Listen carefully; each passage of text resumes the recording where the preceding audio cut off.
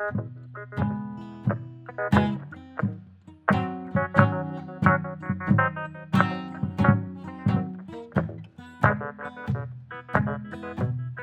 hey, hey! Bienvenue au podcast de la semaine! Qu'est-ce que tu regardes? Épisode 162. Wouh! Un gros épisode cette semaine. Oui. Des films intéressants. Ben, ouais, une petite déception, puis un film que j'ai pas tant Oh! aimé non plus. Fait que, mais tu sais, C'est une ok. déception, c'est très bon pareil, là, mais c'est une petite déception Hâte pareil. d'en jaser. On y reviendra. Hâte d'en jaser. Gros bloc western pour moi. Ouais. Ben, on dit western. Oui, c'est western parce qu'il y a des chevaux, il y a des cowboys, il y a des, des poudres à canon. On tire, hein? Mais j'ai quelques films qui sont des westerns assez différents de ce qu'on connaît du western. Tu sais, il y a le western classique. On connaît les codes du western et tout. Puis, Western dont, Spaghetti. mettons, John Wayne ou Clint Eastwood ont mis la barre assez haute là, dans les années 50, 60. Mais les westerns que je vais vous parler aujourd'hui sont quand même différents de tous les codes qu'on connaît. Ça rajoute un peu de films d'auteur à leurs films aussi. Là. Fait que ça fait de ces films-là des films assez particuliers. Ça va être le fun d'en jaser. Absolument. Voilà, c'est ça. Allons-y. Oui. Oui, on passe ça cette semaine. Moi, j'ai deux nouveautés cette semaine. Deux nouveautés, puis aussi une série que ça fait quand même longtemps qu'elle est sortie, mais je pense pas qu'on a assez jasé un peu partout. Là. Très bonne série. Mais je peux y aller directement là, avec une nouveauté qui est un peu plus à part. C'est zéro un film western, tu vas t'en douter. C'est Quiet Place, Day One. Et j'imagine que c'est pas réalisé par John Krasinski ici présent, parce Ce qu'il a n'est sorti un pas. film il y a 2 semaines ou 3 semaines, puis Oui, c'est ça. If, c'est ça? If, If. absolument. Ce n'est pas John Krasinski qui a réalisé Day One. Même quand je faisais mes recherches, on dirait qu'ils l'ont vraiment mis à part ce film-là parce qu'il y a un troisième film qui est en chemin. OK. Puis c'est John Mais, Krasinski aussi, c'est le troisième? ouais, qui fait la suite vraiment à ses deux premiers films, dans lesquels il apparaît, puis sa femme aussi, Emily Blunt, qui est la femme de John Krasinski. Mais, tu sais, quand le A Quiet Place, le premier est sorti, c'était très original. Tu sais, ça a été un gros succès parce que les gens ne s'attendaient pas à ça. Puis, bon, c'était un concept qu'on n'avait pas vraiment vu avant. C'était le fun. C'était rafraîchissant, je trouve. J'avais été le voir avec Jakku là, au cinéma. Puis, tu sais, j'ai été convaincu par le premier film. Est-ce que je suis tombé vraiment sous le charme du premier film? Puis ça m'a plu à fond? Non, j'ai jamais aimé ça plus que ça. Tu sais, je trouvais ça le fun, mais je trouve que justement, il manquait un peu de. Comment dire? Manquait un peu d'énergie dans le film, on dirait. Tu sais, vu qu'il fallait pas qu'il fasse un bruit, puis. Tu sais, ils font toutes sortes de bruits différents en même temps, là, mais c'est comme. On dirait qu'il manque d'énergie. Ce que j'ai beaucoup aimé du premier film, c'est la fin. Tu sais, la fin est vraiment bonne, elle est écœurante, mais. Vas-y, Ben. Mais tu sais, ça, c'est un sujet qu'on a parlé souvent parce qu'on en parle régulièrement de ce film-là, mais c'est un film qui Ouais. s'assume pas, puis ça me fait vraiment chier. Ouais. Dans le sens que probablement que les studios ont mis leur pied à terre, dire que ça prend du bruit parce que sinon ça va faire fuir les gens, puis c'est pas si silencieux que ça finalement, le Quiet Place, là, tu sais. Ça me Ouais. gosse. Ben, c'est ça, tu sais, on en a déjà jasé, c'est ça, puis, tu sais, oui, c'est des gros studios hollywoodiens, tu sais, c'est Paramount, tu sais, c'est. Mais, je comprends ce qu'ils ont voulu faire dans ce cas-là, tu sais, un peu, tu sais, se concentrer sur justement les sons qu'on entend, fait qu'ils mettent beaucoup de sons, mais c'est là où il y a un contraste avec le scénario, puis avec ce qu'on voit à l'écran, c'est qu'il y a beaucoup trop de sons pour une place qui n'est pas censée avoir Mais de C'est son. c'est bourré de musique bord en bord, là, me semble. Ben, en plus, tu sais, puis. Tu sais, on comprend pas trop, tu sais, les aliens, ceux qui envahissent la Terre, on sait même pas si c'est des extraterrestres, mais ils arrivent du ciel. On en apprend un peu plus sur leurs faiblesses ou, tu sais, comment les vaincre dans le deuxième film. Mais moi, le deuxième film, j'ai pas vraiment été beaucoup plus rassasié, là. C'est la même maudite affaire que le premier film. C'est juste que là, on apprend un peu plus sur les, euh, les méchants monstres. Mais en même temps, l'histoire est vraiment pas excellente, si on peut dire. Mais il y a une excellente brochette d'acteurs aussi dans le deuxième film. Puis, tu sais, là, j'attendais quand même le nouveau film de pied ferme. Tu sais, j'avais hâte de le voir. Tu sais, Day One, je trouvais ça intéressant parce que je me disais, ah, on va voir tu sais, d'où ils viennent, ces extraterrestres-là, j'imagine. Ou ces invadeurs-là. Ça se dit pas. Mais là, le hic dans le nouveau film, c'est qu'on n'apprend rien davantage. Fait que c'est vraiment pas un film qui va expliquer d'où ils viennent. Ça rajoute rien à l'histoire des deux premiers films qui mettent déjà, tu sais, l'idée de hey, faut pas faire aucun bruit, là. Fait que tu sais, c'est la même autre affaire. Fait que ça, j'ai été très déçu, là. Le scénario, il est pas mauvais pour autant. Moi, j'ai beaucoup aimé le film, Day One. Je trouve que le scénario, il y a un peu plus. Ben, tu sais, même le premier film, c'était émotif aussi. Tu sais, ils perdent un enfant dès le début du film. Fait que tu sais, tu rentres directement dans l'histoire, puis t'es comme tabarnak, ok, c'est rough. Parce que la mort d'un enfant au cinéma, c'est ça, hein, ça va chercher quand même les émotifs, surtout les parents. Mais je trouve que dans le restant du film, il se passe pas rien, tu sais. Tandis que Day One, encore là, tu sais, il y a énormément de sons, mais tu sais, ça le dit dans le titre, c'est un prequel, fait que c'est comme la première journée qui se passe de quoi. Puis tu suis Lupita Nyong'o, qui, elle, est atteinte d'un cancer, fait qu'il en reste plus beaucoup à vivre. Puis là, elle vit cette fin du monde-là au milieu de New York. Fait que, il se passe plein d'affaires, puis là, elle va se dire, ben voyons, tu sais, moi, tout ce que je veux, c'est une poigne de pizza. Puis ça c'est bon parce que sa seule réflexion quand il se passe tout ça, c'est je vais quand même aller chercher ma pointe de pizza dans Harlem, puis toute l'équipe. Fait que, tu sais, il y a une petite nonchalance à la fin du monde, vu qu'elle est sur le point de mourir. Puis là, elle va jouer avec ce sentiment-là tout au long du film, par rapport aussi au personnage qu'elle va rencontrer, l'autre personnage principal, qui est joué par Joseph Quinn, qu'on a connu surtout dans Stranger Things, saison 4. Le gars aux longs cheveux, là, je me rappelle Eddie. plus son nom. Eddie.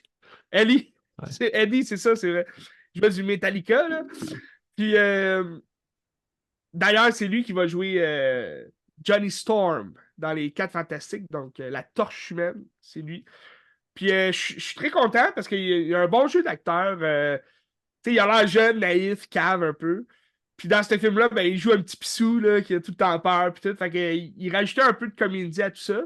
Mais aussi, il rajoutait un bras droit tu sais, à Lupita Nyong'o, qui va, elle, livrer vraiment. Tu sais, on la connaît aussi, là, tu sais, 12 ans d'esclave, toute la kit. Elle a déjà gagné les Oscars. Puis elle est capable tu sais, de livrer une performance vraiment émotive. Puis lui, ben, il permettait justement de soutenir cette performance-là. Moi, j'ai beaucoup aimé. Il y a beaucoup de scènes assez drôles, tristes, émotives, là, qui font en sorte que, en même temps, on oublie le scénario principal qui est la fin du monde avec les extraterrestres. Parce que oui, il y a quand même des scènes tu sais, d'action à la Hollywood là, qui a comme aucun sens, là, mais tu sais, ces petites scènes-là émotives, je trouve que ça fait tout le charme du film. Puis c'est un peu ce qu'on n'a pas dans les deux premiers, si je peux dire, là. Fait que j'ai beaucoup aimé. Tant mieux. Mais le réalisateur, c'est Michael Sarkowski. Ah, c'est lui qui a fait, oui, Pig, c'est ça? Ouais. Pig, c'est Ouais. ça. Pig, que vous pouvez voir sur Crave. Je crois qu'il Ouais. est encore là. C'est très bon, Pig. Sarnowski, excusez. J'ai dit Sarkowski, c'est Sarnowski. Mm. Donc, c'est quand même bizarre comme deuxième gros film. Parce que je pense qu'il a juste fait des courts-métrages avant. Mais Pig, c'est complètement différent de A Quiet Place, Day One. Mais il y a quand même c'est ça, l'aspect un peu point de pizza qui ramenait un peu à l'idée, c'est farfelu un peu de Nick Cage dans Pig. Tant qu'il veut juste savoir, tu sais, son cochon, puis tu sais, c'est un ancien cuisinier qui il se bat quand même aussi, là. Fait que c'est intéressant. Mais allez voir au cinéma, ça vaut la peine, c'est sûr. Puis t'as du gros son dedans, tu sais, c'est sûr que c'est pas un silence total. Mais ça, je trouve, c'est le concept, tu sais, qu'ils reprennent des deux premiers films. Mais en même temps, tu sais, dans ce film-là, c'est zéro expliqué. C'est comment ils ont su que c'était le son, tu sais. Parce qu'ils sont au milieu de New York, là, tu sais. C'est sûr. Ça se passe pas juste le premier jour, là, on va se le dire tout de suite. Là. Ça se passe sur 2, 3 jours aussi. Là. Il y a des nuits qui se passent et tout. Mais, tu sais, à un moment donné, elle est comme assommée, puis elle va se réveiller, puis les gens, ils savent déjà, là, tu sais, faut pas faire un bruit, puis... Fait que je sais pas sur combien de jours ça s'étale, tu sais. Bref. C'est quand même très intéressant. Je vous le conseille, tu sais.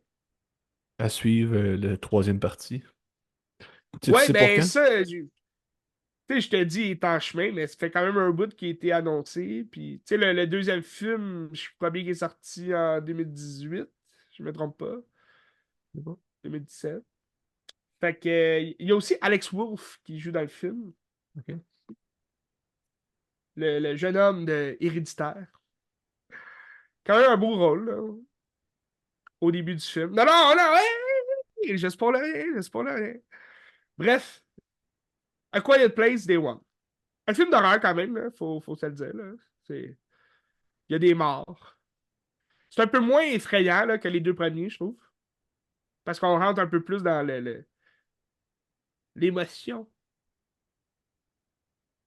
Parfait. Il y a un chat Euh, aussi. Les adorateurs des chats vont adorer ce film-là parce qu'il y a un chat, puis bref. J'ai fini mon explication. A Quiet Place Day One. Au cinéma, dès maintenant. moi aussi, j'étais au cinéma cette semaine, voir Hein? la nouveauté de 2 semaines. Puis c'est le seul film Oui, Pixar qui me restait à regarder parce que là, ben, il vient de c'est sortir, fait que je vrai. peux pas l'avoir vu avant. C'est Inside Out 2 de. Attends, c'est quoi son nom, donc? C'est son premier long métrage avec Pixar. Elle a fait des courts-métrages avant. OK?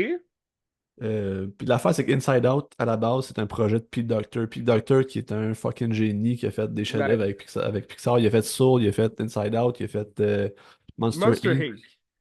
Inc. Pete Docter, il a fait. Ah, puis c'est-tu lui aussi? Je pense que oui. C'est ça. Fait que, tu sais, c'est tous des C'est grands pas bien. films, tu sais. La réalisatrice, c'est Kelsey Mann, son premier long métrage. Euh, Dans le fond, le film, j'avais des grosses attentes parce que un des critiques que j'ai eues était très haute. Ouais. Ben, Inside Out à la base, c'est un chef-d'œuvre, c'est extraordinaire. Fait que tu pars avec une base qui est très très solide. Puis je pense que c'est un des problèmes du film, c'est que ta base est solide, donc le film est bon, mais tu t'en vas pas plus loin que qu'est-ce que c'est déjà établi, tu sais. Parce que le film, dans le fond, tu sais que le premier, c'était joie puis la tristesse qui s'en allait, genre du Oui. comme ending board, puis qui s'en allait comme essayer de chercher, je me souviens plus trop quoi, un sentiment ou un souvenir pour le ramener pour que ça fonctionne comme du monde. Ouais, les deux émotions les plus contrastes au monde. C'est ça. Mais là, le deuxième, c'est que là, elle tombe à la puberté, puis t'as des nouvelles émotions qui viennent prendre le contrôle, puis genre, ils vont mettre les émotions centrales du premier film pour les envoyer en dehors. Tu sais, où est-ce qu'ils se trouvaient dans le fond dans le premier film pour la quête. Fait que la quête reste la même de revenir dans le commanding board. Tu sais. Fait qu'au final, si tu regardes 2 fois le même film, tu sais. Est-ce que ça en fait un mauvais film? Non, absolument pas. Tu sais, sauf qu'il y a un manque de prise de risque là-dedans. Tu sais, c'est comme un Ouais. peu Trouver Doris. Tu sais. Trouver Doris, c'était bon. Ça va m'en faire que l'autre. C'est quoi l'intérêt? Tu sais, tant qu'à ça, fais-moi une nouveauté, fais-moi quelque chose de sort de l'ordinaire, je sais pas, tu sais. Mais après ça, est-ce que c'est appréciable? Absolument. Tu sais, c'est un film qui est très intelligent, tu sais, qui parle Ouais. d'anxiété chez les jeunes. Je pense que pour des jeunes qui. Ben, tu sais, moi, je vivais de l'anxiété quand j'étais jeune sans comprendre c'était quoi, parce qu'à l'époque, l'anxiété, c'était pas clair, là, tu sais. C'est à l'université que j'ai compris, ah, ok, je fais de l'anxiété, j'ai Oh! toujours été de même, puis je comprenais pas, tu sais, mais tu sais, c'est le fun à cet âge-là de pouvoir avoir accès à une affaire comme ça, puis d'essayer de comprendre un peu ce que tu vis, puis de te remettre en question, tu sais. Ça, c'est intelligent, tu sais. Ouais. Ouais, Ben, c'est intéressant. Mais tu sais, c'est comme la malédiction de plusieurs suites aussi, absolument. d'avoir, tu sais, même des nouveaux scénaristes, mais qui font rien de nouveau sur la suite, parce que des fois, je me demande, ils ont-tu vraiment regardé, étudié le premier film, parce que après ça, tu sais, ils refont la même maudite affaire. Tu sais, c'est de reprendre un concept, une recette qui a bien marché, sais, comme là, tu l'as dit, Inside Out, le premier film, ça a été un gros succès. Moi, personnellement, j'ai jamais comme adoré ce film-là, mais je trouve que c'est un très bon concept. Puis la façon dont, justement, le premier Inside Out il est comme réalisé, tu sais, les dessins et tout, je trouve que ça fait très adulte comme Oui, animation. oui, Puis on rentre un peu plus, justement, dans tu sais, parce que comme tu l'as dit, c'est plus tard qu'on réalise que, tu sais, de nos émotions, puis comment on se sent et tout. Fait que les jeunes de voir ça, c'est sûr, c'est des animations le fun. Tu sais, dans le premier film, je trouve qu'il y a une longue scène quand même avec son ami imaginaire, là, qui est comme ouais. caché. Puis... Mais quand il Ça, je trouve meurt, que c'est quand même long, mais c'est une scène qui va plaire aux jeunes. Tu sais, que les jeunes ils vont capoter parce que, ah, ouais. monsieur, je sais pas quoi, là. Bongo Bongo. C'est quoi? Bongo Bongo, me semble son nom. Bongo Bongo! Ouais. Monsieur Pongo Bongo, il est écœurant, tu sais. Fait que les jeunes, c'est sûr qu'ils vont adorer regarder cette scène-là. Mais là que tu me dis, mettons, bon, ils ont repris le Mais même thème, la la même structure est la recette. même chose. Les La thèmes vont structure changer est un la petit peu même. parce que c'est l'anxiété qui va gruger, comme l'anxiété de performance, en fait, puisque ça se passe dans un Ouais. camp de hockey, puis elle veut comme faire l'équipe, puis tout ça. Tu sais. Performer. Elle veut performer. Tu sais. La Mais la structure de performance, comment qu'on se rend à la fin, c'est le même chemin, puis c'est plate. Ben, pas que c'est c'est plate, ça. mais c'est décevant. Admettons d'un autre point de vue, toi, comment t'aurais vu ça, mettons, un film? Parce que, tu sais, des fois, c'est comme la seule route à prendre, tu sais, selon ce qu'eux veulent Ben ouais. dire, selon le Oui. premier film. C'est sûr, avec beaucoup d'émotions, il aurait peut-être pu faire quelque chose de différent, ça, c'est sûr, là. Mais vu qu'ils prennent la même structure, c'est sûr que c'est plate. Tu sais. Fait que tu Ben, regardes, mettons, Toy Story 2, qui a été un énorme succès là, quand c'est sorti, puis moi, j'adore le film. C'est sûr, il n'est pas aussi classique que le premier. Là. Le premier va rester le top du top pour moi, mais mettons, tu prends Toy Story 2, c'est une structure qui est quand même très différente du premier film. Parce que là, tu sais, t'as déjà des amis et tout qui sont ouais. ensemble. Bon, il y a eu des querelles et tout, mais là, tu perds Woody. Tu sais, Woody, il s'enfuit, il est comme. Il s'enfuit pas, mais il est comme volé et tout.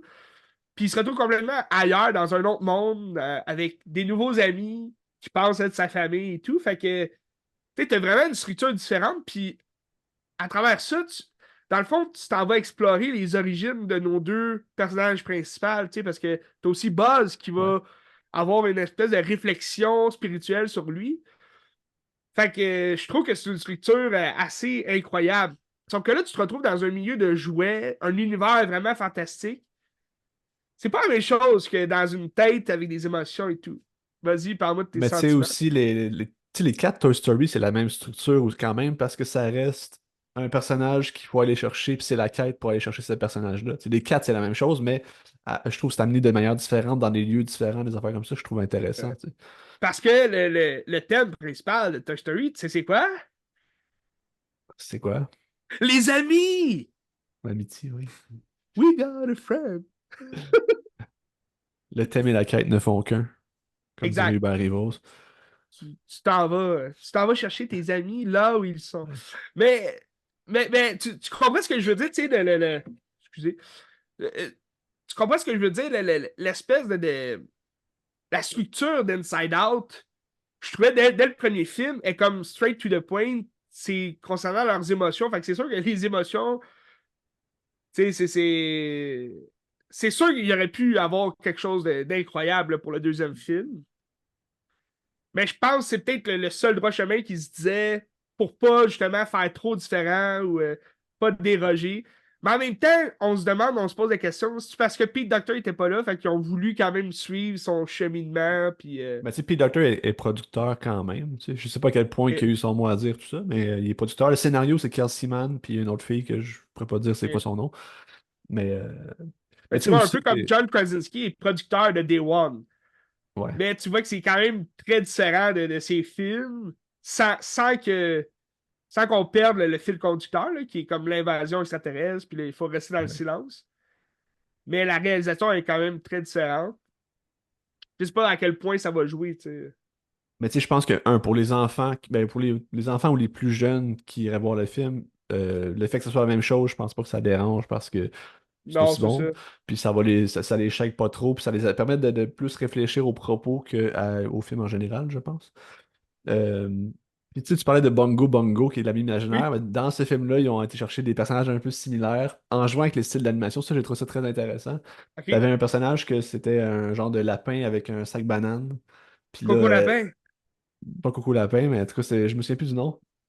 C'est une animation 2D qui détonne Oh, complètement. nice. Puis t'as un autre bonhomme aussi qui est genre le personnage préféré de jeu vidéo comment ça s'appelle le personnage? La petite fille, là, je me rappelle plus son nom.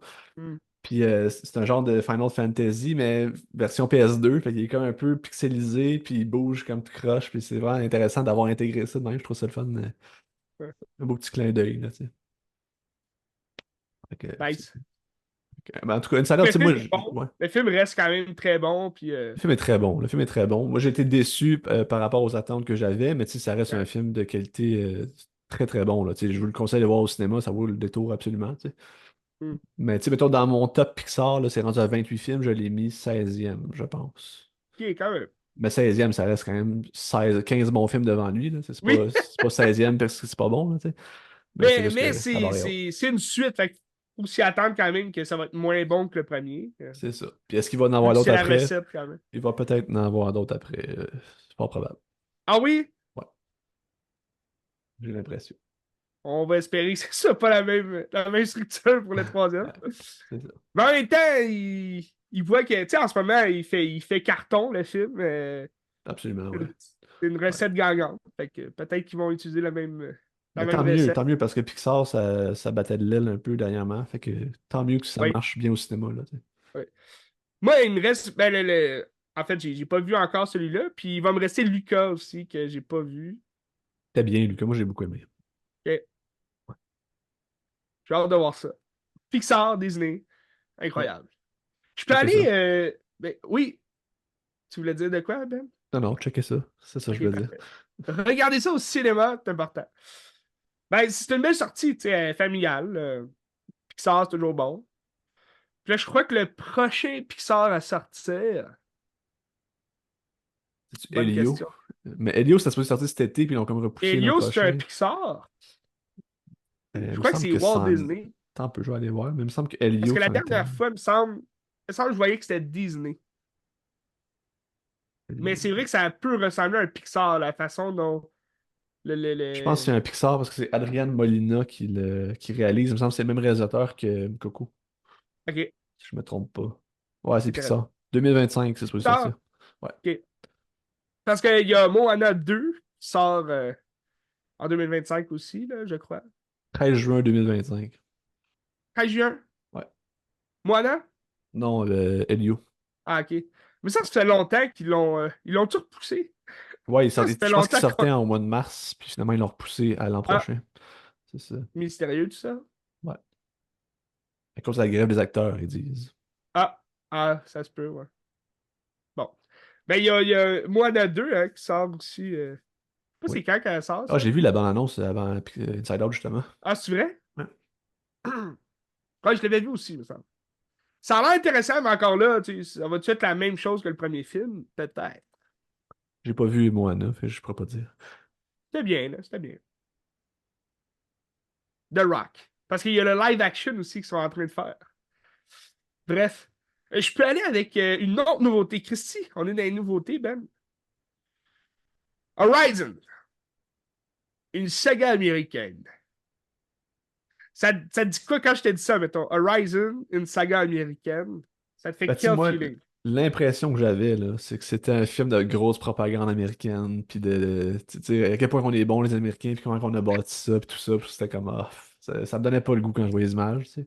Est-ce que c'est à ce point-là ou c'est quand même pas si pire? Ben écoute, c'est une réalisation de Kevin Costner.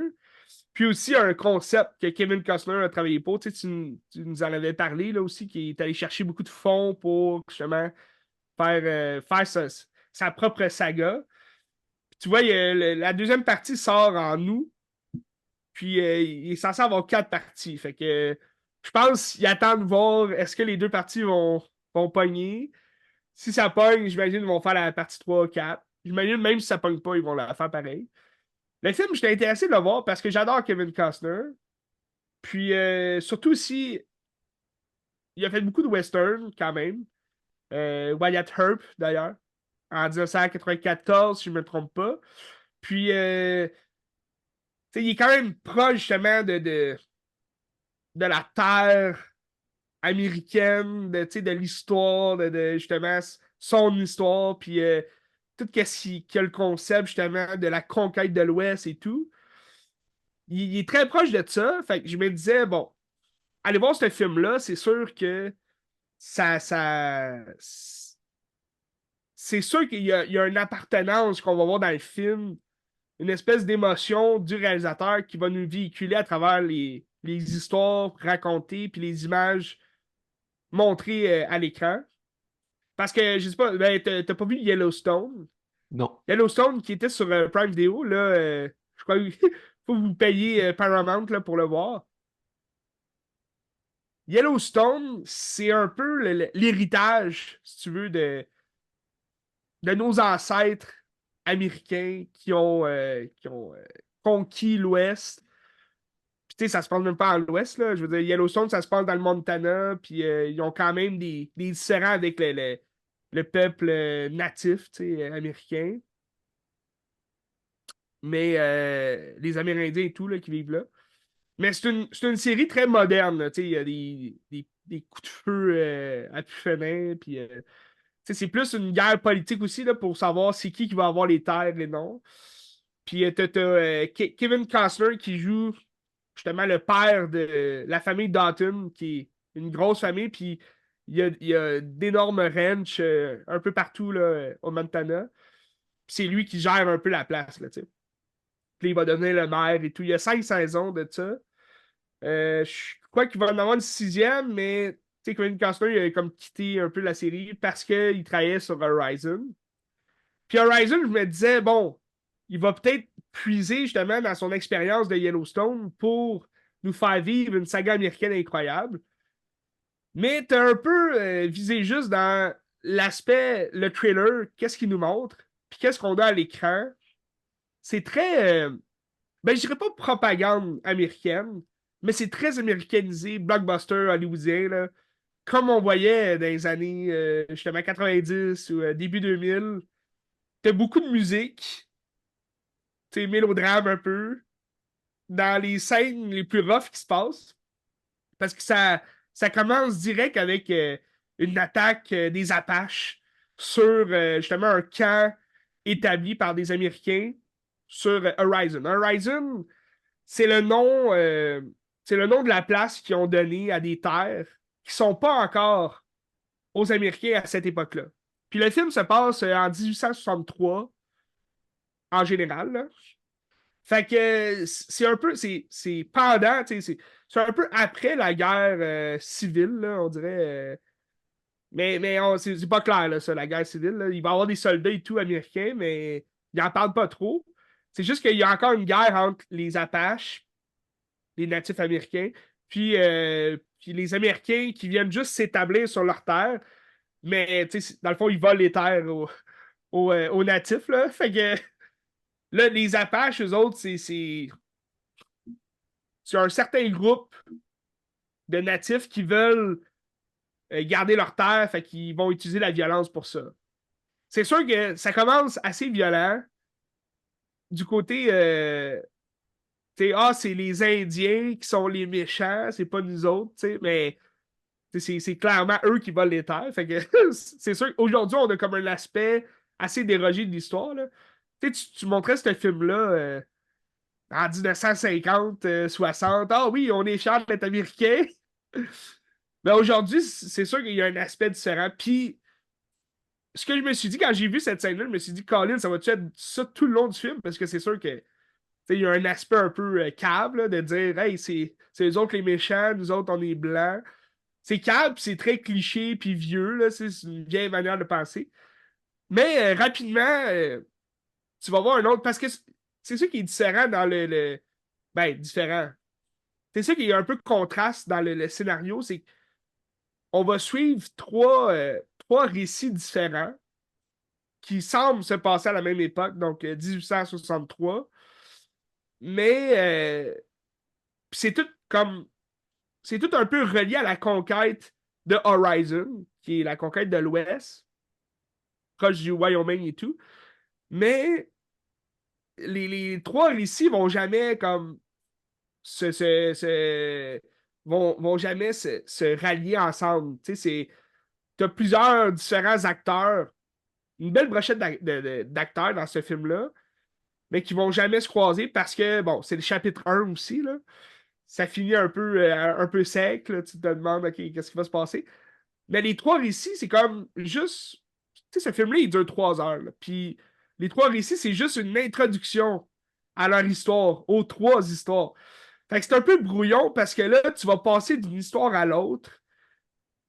Puis des fois, tu sais plus trop où est-ce qu'ils sont rendus, tu sais, comment ils sont arrivés là, qu'est-ce qu'ils font comme ça. Puis là, ce que moi je trouve bizarre, c'est qu'il commence le film avec cette attaque-là, tu sais, des Apaches et tout. Mais tout de suite après, on va aller vers l'histoire de Kevin Costner, que lui, ça se passe dans le Montana. Puis c'est une histoire complètement différente, qu'il y a pas de natifs américains dans ce coin-là. C'est vraiment juste une guerre entre cowboys, là, puis entre blancs. Puis là, tu rentres comme dans l'aspect un peu sauvage de l'Amérique, là. L'Amérique sauvage de l'Ouest et tout. Du Nord, en fait, là. Puis là, t'as des belles scènes là, à travers le boisé, puis des espèces de scènes à la western comme on connaît et tout. Mais je sais pas, on dirait que j'ai eu de la misère à rentrer dans les histoires parce que justement c'était tellement brouillon, ça venait d'un bord puis de l'autre. Mais t'as des belles scènes, tu sais, comme moi, la scène, ma meilleure scène du film, c'est un affrontement entre Kevin Costner puis un, un estique de malade, là. Ouais, tu sais, cowboy et tout. Puis c'est un duel, tu sais, au pistolet. Mais c'est parce que ça, c'est très, très cliché western. Donc là, tu te dis, est-ce qu'il aurait pu faire un film de 3 heures juste avec cette histoire-là? C'est sûr que oui, tu sais, parce que, bon, au bout du compte, c'est comme, c'est une histoire où est-ce que c'est des sauvages qui cherchent, justement, des cowboys sauvages, là, qui cherchent une femme qui aurait comme volé l'enfant de leur père, puis elle a dit, elle s'est fait violer et tout, fait que là, j'élabore ça en gros, là, c'est pas ça qu'elle dit vraiment, mais c'est ça qu'on comprend. Puis là, Kevin Costner va jouer le cowboy héros, si tu veux, en sauvant cette femme-là, puis en partant, tu sais, au loin avec elle pour la sortir de cette famille-là de fous. Mais après ça, tu me proposes une autre histoire carrément différente, où est-ce que tu as un Luke Wilson. Luke Wilson qu'on n'a pas vu depuis genre 10 ans, qui arrive sur un cheval, puis lui, il gère comme une espèce il gère un troupeau de gens là, qui se dirigent vers des terres liberté, si on veut, là, Horizon. Mais qu'il se passe carrément rien dans ce convoi-là tout au long du film. C'est un récit qu'on nous raconte des gens qui veulent s'enfuir, se sauver. Mais au bout du compte, il se passe rien, pas tout avec leur histoire à eux. Bref, c'est un 3 heures qui se passe quand même assez rapidement, mais t'as comme t'as aucune intrigue, on dirait, là, il se passe rien. Même si t'as trois histoires comme en similitude, là. Mais tu sais, ce que tu me racontes en termes d'histoire, je trouve ça a l'air d'une série. Fait que pourquoi faire tout 4 films de 3 heures après avoir une série de 10 heures, Ben, mettons? tu vois, il y a beaucoup de critiques qui disaient, tu sais, le film en tant que tel, on dirait juste que c'est un long épisode, genre d'une série, un long premier épisode là, d'une série, parce que pour être, tu regardes ce film-là de 3 heures, puis ça passe quand même vite, là, ça, je dois l'avouer, mais on dirait que c'est vraiment un épisode une série, parce que c'est une introduction au personnage. Fait qu'après, tu sais, t'attends le deuxième épisode. Puis là, le deuxième épisode, il sort en août. Fait que t'attends pas longtemps, mais je veux dire, c'est vrai que il aurait pu faire une série, là, tu sais, un peu à la Yellowstone, justement. Mais Puis tu sais, ça aurait c'est. permis aussi qu'à chaque épisode, tu racontes justement un récit différent. Ouais. Tu sais, là, c'est parce que t'as trois récits en simultané, tu sais. Moi, j'aurais même trouvé ça original, là, mettons, de voir un récit à la fois, puis tu mets des chapitres, tu sais. Admettons, premier récit, je sais pas moi, le, le- le- le village, le camp des Américains qui est brûlé, ben là, tu mets un titre de ça. Parce que ce récit-là, tu sais, c'est intéressant au début, tu sais, je veux dire, ça commence rough, là, c'est violent, t'as les natifs qui arrivent, les Indiens qui tuent les hommes blancs, puis après ça, ben, c'est l'histoire d'une mère qui est jouée par Sienna Miller, une mère et sa fille qui se sont sorties vivantes de ça, qui vont être sauvées par les soldats américains, puis amenées dans leur camp à eux. Puis là, après ça, tout ce qu'on voit de ce récit-là, c'est la femme qui est avec sa fille, puis là, elle tombe amoureuse du commandant, puis tout. Puis, tu sais, c'est très américain, puis cliché, là. Puis là, à travers ça, ben, à travers ce récit-là, tu vas suivre une gang de cowboys qui vont pourchasser les Apaches qui ont fait ce carnage-là. Fait que, tu sais, oui, ça rajoute un peu d'action dans le film, mais eux, leur histoire, on s'en fout carrément, là, dans le sens que, tu sais, ça apporte rien au film, plus que ça. Mais ouais, c'est un peu dommage, parce que j'aurais aimé ça que ça marche, tu sais. Sauf que à la fin du film, t'as comme une espèce de. Je veux pas dire comment ça finit, là, mais il tease en tabarouette le deuxième chapitre. Puis ça a l'air vraiment plus écœurant, là, tu sais, le deuxième chapitre. Fait que je suis quand même curieux d'aller voir le deuxième chapitre, là, mais pour le premier film, je trouve que c'était brouillon pas mal, là. C'est un peu bizarre la structure qu'ils ont pris pour Ok, faire ce film-là. c'est un pari risqué de dire on fait un film que c'est juste une introduction, c'est pas très sexy. Puis là, il faut t'attendre 3 mois avant de voir comme la suite de ce qui va se passer. Mais si déjà tu t'es emmerdé, le 3 mois, tu vas l'oublier, ce film-là. Fait que c'est comme un pari risqué de dire venez, tu sais, attirer les gens en salle. C'est ça. C'est compliqué, je sais pas. Ouais. Oui, puis je pense que justement, ils se sont compliqués directement la tâche dès le départ parce que tu sais, tu te fixes même pas ton idée sur un seul récit, là. T'en as trois. Puis dès le départ, les trois tiennent qu'à un fil, tu sais, dans le sens que il n'y a aucune. Tu sais, est-ce que le chapitre 2 ça va être la conclusion de ces récits-là? Parce que si on le sait qu'il prépare déjà un chapitre 3 puis 4, tu sais, dans le sens que ça va juste être un élément Ouais, déclencheur c'est dans ça. le deuxième, C'est ça, j'allais dans dire. le deuxième film, puis tu sais, on n'aura pas de fin à ça, là, tu sais, on n'aura pas de troisième acte. Ouais. Mais c'est quand même pas une, une perte totale, ce film-là. Tu sais, je trouve qu'il y a quand même des enjeux qui sont intéressants. Mais c'est à voir là, si ça vous intéresse d'écouter un film de 3 heures au cinéma.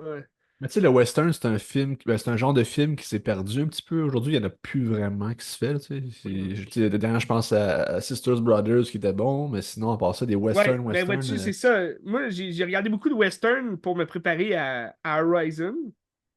Me préparer ou ben, tu sais, me mettre un peu plus de pumps pour aller voir ce film-là. Mais tu vois, les vieux westerns, c'est les films les plus classiques puis faciles, là, tu sais. T'as toujours le héros, justement, cowboy qui arrive, puis tu sais, qui va sauver la mise, si tu veux, sauver la journée, puis au final, il va repartir sur sa route, puis il va refaire un autre film 2 mois après. Mhm. C'est ce qu'on appelait aussi souvent les western spaghetti, qui étaient les. Ah, mais ça, c'est pas la même chose, Western Spaghetti. C'est des films italiens, ça, qui ont comme Exact. modifié les codes de ce que c'était aux États-Unis avant, tu sais. Oui. Mais c'était des films qui étaient faits tellement rapidement, puis tellement sans budget, que, tu sais, il y en avait beaucoup Ouais. là, par année, puis ça marchait, parce que les gens adoraient ça. Mais admettons, tu sais, j'ai regardé un film de Clint Eastwood que j'avais jamais vu. Puis juste avant, j'avais écouté bon, The Good, The Bad and the Ugly avec Clint Eastwood aussi, de Sergio Leone.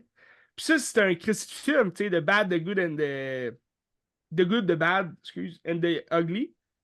Ça raconte une histoire quand même, puisque c'est un film de 3 heures aussi, puis ça raconte une histoire beaucoup mieux développée. Tu vois, c'est un bel exemple de film dans lequel tu as trois récits complètement différents, Mais en 3 heures, ces trois récits-là vont avoir une cohésion, tu sais, qui vont payer à la fin, tu sais, du film.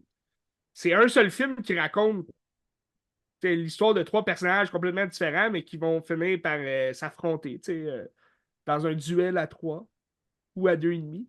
Mais ça, c'est un bel exemple qu'Horizon aurait pu prendre. S'il voulait comme déjà partir quelque chose sur une base solide, là, sa saga américaine, ça aurait pu vraiment comme avoir une finale dans ce premier chapitre-là, puis juste se conclure dans un autre chapitre. Mais c'est pas la même voie qui a été choisie. Mais j'ai regardé The High Plane Drifter. Je sais pas si tu as déjà vu ce film-là. C'était 1973. Puis c'est un film de Clint Eastwood, avec Clint Eastwood. Puis c'est quand même violent, très violent. Moi, je l'ai regardé après avoir réécouté, ça faisait quand même longtemps que je l'avais vu, Unforgiven, Ouais. qui est un autre film de Clint Eastwood. Il est sorti 1992, je crois. Début 90, si je ne me trompe pas. Mais tu sais, Puis, comme Clint Eastwood, il est renommé pour le western qu'il a joué, mais qui n'a pas réalisé des films de Le Léoné. Puis il a fait ses westerns à lui, mais est-ce qu'il y a un clash entre les deux ou c'est des codes qui vont se rejoindre un petit peu? ben, c'est là où je vais venir avec cette idée-là. Unforgiven, qui est 92. Puis, il joue un vieux cowboy, là, tu sais. On dirait Unforgiven, c'est le film que Clint Eastwood voulait faire pour un peu dire ses adieux à son interprète, justement, de ce cowboy-là qui est toujours là. Tu sais, c'est pas le même personnage là, qui joue dans ses films, mais on dirait que c'est toujours le même parce que, tu sais, comme on se l'est déjà dit, Clint Eastwood, il y a un seul jeu. Hein, c'est comme. C'est le cowboy qui a une belle gueule, mais qui en même temps, il a l'air rough, puis il a l'air, sans pitié et tout. Euh, Puis Unforgiven, ben, ils reprennent ce rôle-là du cowboy, mais qui est rendu vieux, qui a une famille, qui a des enfants, puis sa femme est morte. Puis c'est une fable qu'on nous raconte dans laquelle ce cowboy-là, qui s'appelle William quelque chose, était vraiment le pire des truands là, dans sa jeunesse. Puis, quand il a rencontré sa femme, ben là, il a changé. Puis sa femme l'a fait en sorte que c'est devenu une meilleure personne. Puis là, à travers ça, à travers cette fable-là, tu as une petite ville euh, dans laquelle Jane Hackman joue le shérif. Puis il se passe toutes sortes d'affaires parce que, bon, il y a des femmes de joie et tout. Puis il y a un homme qui va mutiler une femme, une prostituée, il va lui couper le visage et tout. Puis Jane Hackman, il va punir les hommes, mais on dirait qu'il va punir pour qu'il rembourse le propriétaire, si tu veux, là, de ce bar-là, de prostituées. Puis les femmes sont comme, mais nous autres, on gagne rien à ça. Puis Jane Hackman joue un Christy de salopard là, dans ce film-là. Puis au final, ben, Clint Eastwood va se faire approcher par un kid, là, un jeune cowboy qui est admiré par ses prouesses de jeunesse là, à Clint Eastwood, puis il va lui demander de l'aider à pourchasser ces deux hommes-là qui ont mutilé la femme. Puis là, il y a une récompense à la fin et tout. Le scénario est très simple, mais là, tu t'embarques dans justement une aventure où est-ce que Clint Eastwood joue un vieux cowboy. Là, ça fait longtemps qu'il n'a pas tiré, ça fait longtemps qu'il n'a pas monté à cheval. Puis c'est un peu. Tu sais, des fois, ça paraît ridicule aussi. Là. Il essaie de monter sur son cheval, puis il tombe, puis il arrive pas. Puis, tu sais, il joue un vieux de la vieille. Aussi avec son partner, qui est Morgan Freeman dans ce film-là, qui est vraiment écœurant dans ce film-là. Mais moi, j'ai jamais, on dirait, j'ai jamais tripé sur ce film-là. Parce qu'on dirait que je suis pas capable de, justement, me rattacher au personnage. Je trouve ça un peu tu sais, d'une façon, je trouve ça intéressant, le vieux cowboy qui veut reprendre, tu sais, remonter en selle puis faire un dernier coup. Mais en même temps, on dirait que j'ai comme pas d'empathie pour eux autres parce que il est vieux puis il a l'air vraiment épais là, à essayer de monter sur son cheval. Puis d'un autre côté, j'aime toute l'histoire avec Jane Hackman parce que c'est un Christy de shérif mardeux puis tout, là. Mais comme c'est long avant que tous les personnages se rencontrent, tu sais, justement dans leur bar, puis dans leur ville. Puis au bout du compte, ça va être un affrontement entre Clint Eastwood et Jane Hackman. Puis la fin est vraiment bonne, elle est vraiment belle. Euh, mais c'est un western assez lent. C'est pas un western comme Clint Eastwood nous avait montré là, dans les années 60-70. Fait que c'est très, très différent. Puis là, t'écoutes The High Plane Drifter, qui est l'homme des plaines, je crois, en français, qui est sur Netflix. Moi, je l'ai vu sur Netflix. Puis c'est un western qui est extrêmement violent. Puis là, je voyais une belle. Bon, ça reste qu'il joue toujours le même personnage là, avec son jeu d'acteur, mais ce film-là, on dirait il était plus violent que ses autres films dans lesquels il jouait avant. Puis on dirait que t'avais un Dirty Harry comme habillé en cowboy qui allait vraiment se venger de. Ben, c'est même pas une vengeance, c'est juste le gars, il est payé par un village pour devenir l'homme de loi, si tu veux, puis les protéger, si tu veux, d'un groupe de truands. Parce que dès le départ, il arrive dans cette ville-là, puis là, il va se faire écœurer par d'autres cowboys, puis il va tous les tuer. Puis là, le maire de la ville va dire Hey, on a besoin de toi pour nous protéger, ça te tente-tu? Fait que là, lui en profite, mais c'est un trou de cul. Là. Clint Eastwood, dans ce film-là, c'est un sale qui est vu comme un héros, là, mais il viole une femme dès le départ du film. Il va profiter de la situation au bout en prenant tout ce qu'il veut dans le village, puis tout, en sachant que eux, ils ont peur, puis ils ont besoin de lui. Mais le film est très violent. Il va avoir des fouets là-dedans, il va prendre des gens, il va tuer d'une manière vraiment cruelle. Puis j'ai aimé ça, c'était bon. Mais j'avais comme le feeling que c'était un peu le jeune personnage de Unforgiven. Parce que dans la fable d'Unforgiven, ça raconte qu'il était violent, il était sauvage et tout. Puis là, vu que c'est deux films que Clint Eastwood a réalisés, je me dis, peut-être qu'il y a un lien à faire là-dedans. Mais c'est vraiment pas. Les films de Clint Eastwood sont vraiment pas racontés comme ceux de Sergio Leone ou d'un autre réalisateur là, de western parce que, c'est bon, Sergio Leone, il n'y en a pas deux comme lui, là. Mais la façon dont ces personnages sont racontés dans The Good, The Bad and The Ugly, ou bien juste euh, dans l'Ouest, voyons. Il était une fois dans l'Ouest. C'est une histoire qui est tellement concentrée sur pas tant les personnages, mais sur les actions posées, puis sur l'environnement du film. Que, on oublie justement que les personnages sont pas si mauvais, sont pas si bons, c'est un tout qui forme un bon film. T'sais. Mais tu sais, Sergio Leone, c'est la personne qui maîtrise mieux le temps au cinéma que. Il y a personne qui maîtrise comme lui. Tu sais, Tarantino, il essaie des fois des affaires qui ressemblent, mais comme Ouais. Leone, c'est le maître. Puis c'est toujours un temps que on dirait que tu flottes, puis tu vois pas le temps passer, puis t'es juste, oh shit, Mhm. ok. C'est génial, là. Tu sais. C'est Mais, ça. ouais. Mais tu sais, c'est sûr que tu regardes un western, mettons, dans les années 50, dans les années 60, dans les années 70, tu sais, que tu passes de John Wayne à Clint Eastwood, c'est sûr le western va être différent, tu sais, parce que c'est des époques différentes, c'est des temps modernes différents. Mais tu regardes un John Wayne où c'est l'homme blanc, cowboy, le héros qui va sauver toujours la mise, tu sais, qui va s'enfuir sous le coucher de soleil, puis tu regardes un Clint Eastwood, il va jouer un peu un bad boy héros, tu sais. On va l'aciduler, on va le monter sur un piédestal, mais ça reste un mauvais gars, tu sais. Ça reste un. Tu sais, dans The Good, The Bad and The Ugly, c'est un mauvais gars, tu sais. C'est juste qu'il est vu comme le bon, parce que bon, c'est le blanc aussi, le blanc du film, puis c'est comme celui qui a un peu plus de technique sur la gâchette et tout. Mais c'est quand même un mauvais cowboy, tu sais.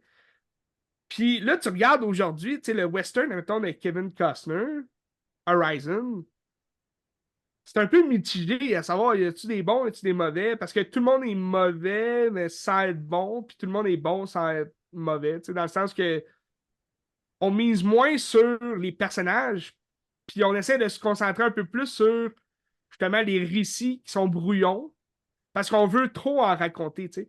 Dans Horizon, il y a beaucoup trop de personnages, il y a beaucoup trop d'histoires distinctes, puis c'est ça qui fait en sorte que tout est brouillon. Tu sais, peut-être la structure, comme je te parlais, de faire un chapitre à la fois, ça aurait sûrement été mieux. Tu sais, on se serait moins perdu dans le temps. On aurait été peut-être plus. convaincu justement des actions posées par les personnages, tu sais. Sauf que là, tu passes d'un récit à l'autre sans connexion, puis tu sais même plus où est-ce qu'ils sont rendus, qu'est-ce qu'ils font, pourquoi ils sont là. Fait que ça mélange la balance en tabarouette. Puis tu sais, tu parlais de les frères Sister, Ouais. que j'ai regardé d'ailleurs dans ma folie du western. Puis j'ai bien. Oui, vas-y. Mais tu sais, il y a des commentaires que je lisais sur Horizon, c'est que Kevin Costner il a joué à Red Dead Redemption, puis il a fait la même chose. Puis je trouve que les Frères Sisters, c'est le même feeling, c'est que tu vis le quotidien tu vis le Ah quotidien boy. d'un cowboy, tu sais, puis c'est juste, il n'y a pas vraiment d'enjeu, c'est juste ce qu'ils font, puis tu sais, ben, je me rappelle plus vraiment c'est quoi qu'ils font, mais tu sais, il faut qu'ils se lavent, des affaires comme ça, puis je trouve ça vraiment intéressant de vivre ça, tu sais. Ouais. Ben, tu sais, j'ai jamais joué à Red Dead Redemption, mais je pense que tu vis. C'est un peu un Grand Theft Auto du western. Ouais, mais comme vraiment plus, tu- Lent. ouais, tu vis la vie de cowboy, là, tu fais tes petites affaires, là, puis tu vas chercher de Ok. l'argent, puis... Ben, tu sais, ça m'étonnerait que Kevin Costner ait joué au jeu, mais. Mais je comprends l'idée derrière ça. Comme c'est parce que l'histoire, justement, de Kevin Costner, son récit dans le film, c'est juste c'est un cowboy qui fait beaucoup de choses, puis il arrive dans un village, puis, tu sais, lui, il veut juste vivre sa vie normale, puis il joue un espèce de John Wayne, tu sais, c'est un héros blanc, tu sais, c'est comme une bonne personne qui est pas là pour foutre la chiasse, mais il va avoir un autre cowboy qui, lui, il veut foutre la chiasse. Fait que, tu sais, c'est ça qui l'amène à comme se mettre les deux pieds dans le plat, si tu veux. Mais je suis pas prêt à dire qu'on est un peu comme dans les Sister Brothers. Parce que les Sister Brothers, ça, c'est vraiment un film long. Ben, tu sais, long. C'est pas long comme film, mais c'est lent. Puis, tu sais, le scénario, c'est juste deux frères, malfrats un peu, tu sais, deux cowboys, qui vont profiter justement de certains avantages qu'ils ont sur leur technique de duel et tout, pour se faire remplir le cash et tout. Mais on va suivre leur parcours. C'est un peu des chasseurs de primes. Ils s'en vont chercher un gars pour leur patron. Puis ce gars-là, c'est Riz Ahmed, qui est un scientifique, que lui, tu vas. C'est une histoire racontée en deux plans, là, parce que tu vas voir c'est Joaquin Phoenix, puis voyons, John C. Reilly. John C. Reilly, qui joue les deux frères. On va suivre leur périple, puis à travers ça, tu as Riz Ahmed avec Jake Gyllenhaal qui vont être justement dans un camp pour trouver l'or et tout. Mais Riz Ahmed, c'est comme un scientifique qui a créé un truc magique pour aller chercher vraiment l'or rapidement là, dans les rivières et tout. Fait que c'est un peu un film un peu plus tranquille, silencieux. Tu n'auras pas tant d'action. Tu vas en avoir, là, l'action est bonne et tout. Mais tu as l'aspect, mettons, John C. Reilly, que lui, il veut tout arrêter, il veut vivre dans son range, puis il y a tout le temps un peu un ressentiment d'être malheureux parce que il veut suivre son frère, mais son frère, il a vécu d'autres affaires. Tu te promènes souvent dans justement leur vie personnelle et tout. Fait que c'est intéressant comme approche pour le western, là. Ouais. Mais tu sais, c'est Bon, un à la restant fin, français aussi, c'est Jacques Audiard, fait que tu sais qu'il y a une vision Jacques différente Audiard, de ce qu'on voit aux États-Unis généralement, là, tu sais. oui. Ouais. Mais ça reste que Jacques Audiard, moi j'ai regardé par après Un Prophète, qui est un film vraiment violent, puis pour vrai, ça raconte. C'est quand même un long film, là, 2 heures et quelques, mais tu rentres dans la vie d'un jeune qui se fait emprisonner, il a 19 ans, il s'en va en prison. Puis c'est une prison qui est un peu gérée par des gangsters. Fait que, il y a beaucoup de gens qui ont le droit de faire ce qu'ils veulent s'ils ont des bons amis, tu sais. Puis c'est un peu, tu sais, le jeune, c'est un arabe. Fait que c'est comme un peu les Arabes contre les Français. Pas les Français, excuse, les Juifs, si je me trompe pas. Bref, t'as beaucoup de différentes, différents groupes. Tu sais, c'est un film de prison, là. Fait que t'es dans la prison, puis là, il doit faire des choix pour s'allier aux bonnes personnes. Puis là, il tombe sur le gangster, le big boss de la prison, que lui, il lui demande de tuer quelqu'un s'il veut être protégé par eux. Fait que là, c'est des décisions à prendre, puis il tue la personne, mais d'une façon vraiment sauvage, puis tu sais, c'est sanglant et tout. Puis après ça, ben là, tu traverses plusieurs années en prison. Puis il y a toujours comme ce visage-là du gars qui a tué en prison qui vient lui rendre visite, tu sais, en fantôme un peu. Puis là, à travers justement ces choix qu'il fait, les actions qu'il pose, t'as l'aspect du prophète, tu sais, qui arrive dans le sens que le jeune, il survit à tout, puis tu sais, il voit des affaires d'avance, fait qu'il réussit à comme contrecarrer les plans d'une autre personne. Puis il y a toujours l'aspect aussi d'appartenir à son peuple, tu sais, l'arabe et tout. Mais Sister Brother, je trouve, ça aurait pu puiser un peu plus dans cet aspect-là de la violence des mots, peut-être, là, ou des gestes, plus que dans l'action qui se passe. T'sais. Parce que oui, ça va être violent, là, le Sister Brother, quand il tue et tout, les duels au pistolet, mais je trouve qu'il manquait une petite portion justement de cette Amérique sauvage-là. T'sais. Là, tu sais même pas si ça se passe en Amérique et tout. Mais je pense que oui, parce que Ouais. Je pense que oui. les mines d'or et tout. Là. Ouais. Mais c'est un très bon film pareil. C'est un très beau film. Qui est un film western très différent. Tu sais, comme j'ai regardé après ça, Ouais. l'assassination de Jesse James par Ouais, de Coward Robert Ford. oui, Très, très, très, le très bon. traître Robert Ford. Très, Mais très ça, bon. c'est excellent comme film. Tu sais, C'est fou. ça se passe fin des années 1880, 92, je ne me trompe pas. Puis Jesse James, bon, c'est un truand. Il a volé, il a tué. Tu sais. Il suivait son grand frère aussi, mais là, ça raconte l'histoire que Jesse James a repris les rênes quand son frère tu sais, lui abandonne, puis il dit ah, je suis bon pour tu sais, un petit lopin de terre et tout. Puis Jesse James, bon, c'est un être cruel, puis tous ces hommes ont peur de lui, mais tu sais, il travaillait surtout avec ses cousins, tu sais, sa famille proche. C'est rare qu'il acceptait tu sais, quelqu'un qu'il ne connaissait pas dans son rang. Mais il y a beaucoup de gens qui voulaient s'affilier à lui parce qu'il était perçu par le peuple comme un espèce de Robin des Bois. Mais c'était zéro ça, tu sais, parce que même ses hommes à lui, tu sais, ils avaient toute peur. Puis c'est Brad Pitt qui joue Jesse James dans ce film-là. Très belle interprétation de Brad Pitt. Puis t'as Casey Affleck qui va jouer Robert Ford, que lui, un peu délaissé par sa famille, son père il est politicien et tout, fait que, tu sais, un peu pour se venger, j'ai l'impression, il va aller s'affilier au James, tu sais, à la famille Jesse James, puis il va essayer comme de se mettre dans les rangs, puis, tu sais, c'est un grand fan, puis il se dit être grand fan et tout, mais là, une fois qu'il voit qu'il est un peu rejeté aussi par Jesse James, là, tu sais, c'est un petit traître, là, fait que il est aussi, son frère était très collé à Jesse James, qui est joué par Sam Rockwell. Son frère Charlie, je ne me trompe pas. Charlie Ford.